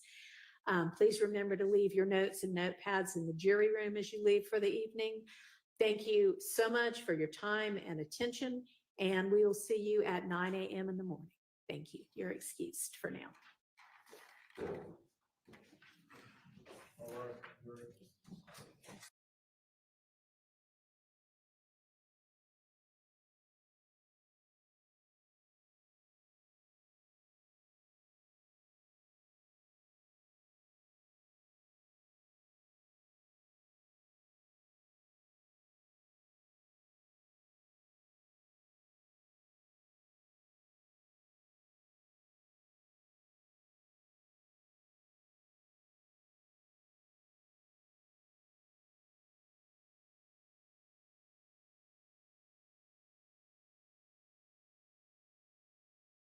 All right, y'all can be seated. I'm going to have Ms. Percival double check and confirm with the jurors their understanding of what days next week they were released. I thought it was Monday through Thursday, but I just want to make sure that they don't think they're also off Friday. I got told that maybe the one juror who's taking her kid to school might be doing the whole drive back on Thursday, so I'm just going to double check on that. But I am planning for us to work pretty much the whole week next week, just as a non-jury week. If it turns out that they are ready to come back on Friday or think that that's when they were being called back anyway, then that'll be a jury day for us. But otherwise, at least it'll be Monday through Thursday non-jury, and we'll just see about Friday based on what they think. I'll just go with whatever they have already been told by the predecessor judge. All right, so I know there's some things we need to deal with next week. I know, Misty Williams, you have sent a more particularized motion to suppress, so I appreciate that. I haven't had a chance to look at it yet, but we'll take that up. There's a motion to exclude late identified, I guess, co-conspirator statements that we'll take up then. If we're lucky, we can get to what everybody understands the exhibit list admissions are. I don't think that's the most critical thing to do, but if we get around to it, we need to have confirmation on the motion in limine 49 concerning the PowerPoint. Do y'all have an answer to that yet? Your Honor, I don't. My answer is preliminary. I just remember what I said, and it was not contained in, partially contained in the motion in limine. So we are looking back at the transcript and the video, because my recollection of it is different than what's being represented in motion in limine number 49. And mine was specifically that we were not intending to introduce it at that time through that witness. So, and that day. So we're going back. All right. Because. So you think that it's possible that you didn't actually say, we don't ever want to introduce it or use it? You think it may have just been. I know I didn't say that we don't ever. All right, and so then it sounds like there's still going to need to be a ruling on that, because y'all do want to introduce that? We do want to use that. We intended, that's why we gave it to them. We were going to use it through Detective Dennis at the end of the Donovan Thomas and at the end of the retaliatory shootings. All right, and I know that I've got the defense position on that. I don't know if you had said that you filed a written response ever. I did, but to his number 49, I will file a written response, because when we got that, we were looking through, like, that's not the recollection that I have. We were looking through to make sure that he had contained, and it doesn't. His motion does not contain the entirety of what was said in that colloquy, and the matter of the PowerPoint was addressed on 2 different days, I believe. Okay, well, just get that in sometime this week. So that's another thing we can deal with and resolve next week. I know we still have wiretap evidence outstanding that we need to reach at some point. I think that's everything, other than we need to have a date for the remedial training. And Ms. Love, if you can provide to the court the identity of all of the team members, at least the lawyer team members, and if you want to have investigators or anybody else participate in the remedial training, that's up to you, but at least all of the lawyers that are on this team. And I am thinking, I know I have got a conflict Monday morning, Monday the 19th, between 8 and 12. I'll be here for the afternoon. And I'm thinking if that would be an ideal time to do that, I'm just thinking y'all come into the courtroom, there'll be a deputy. You can sit and watch the video and be done with it. Yes, Your Honor, we can do that. We can do whatever it is at the court. All right, please. that sounds good. So anyway, that's what I know scheduling wise for now. If anybody has any issues or can think of anything else that I didn't just touch on that we also need to take up next week. Okay. All right, and then just as a heads up, you know, in terms of scheduling. Oh, hang on.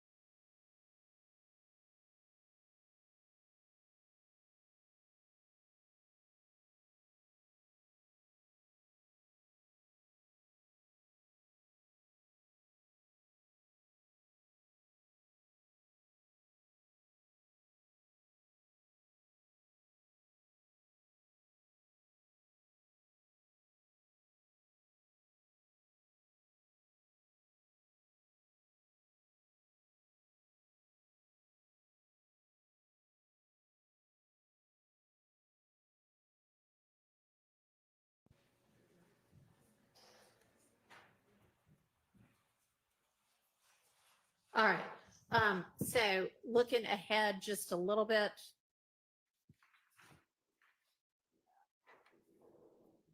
Next week, we've already discussed. The week after that, that begins the 26th, we will be in court, I imagine, with the jury, the 26th, 27th, and 28th. That's Monday through Wednesday.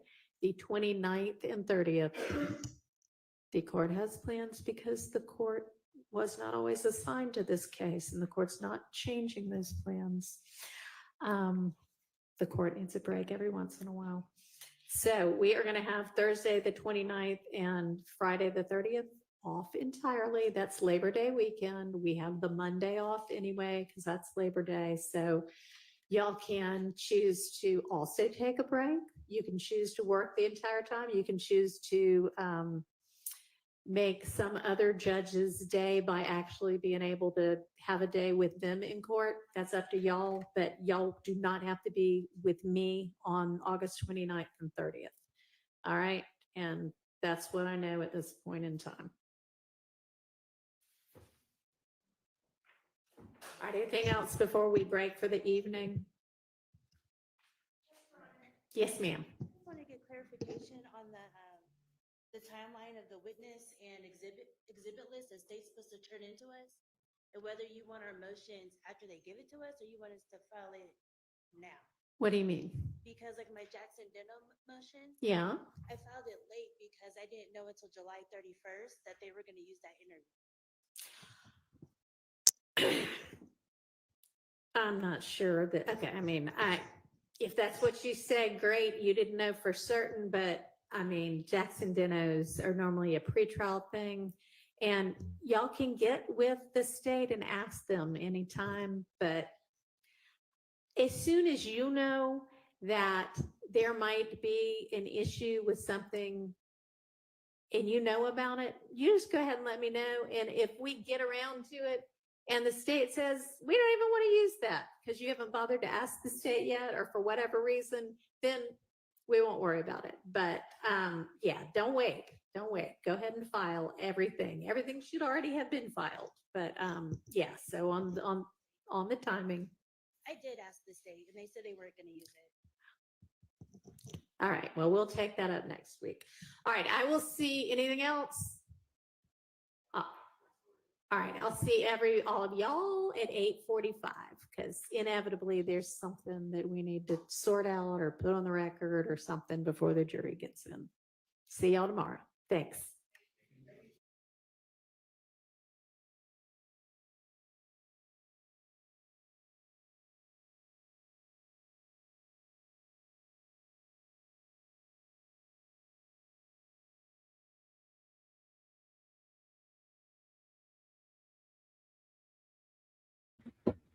Joke, no joke. Woody, man, I don't think you did good today, Woody. You started off good, Woody. You started off good. Then you got flustered. Woody. Sorry, buddy. Joke, no joke. I'll be back at 7 o'clock p.m. and we'll talk more about this, all right? Peace.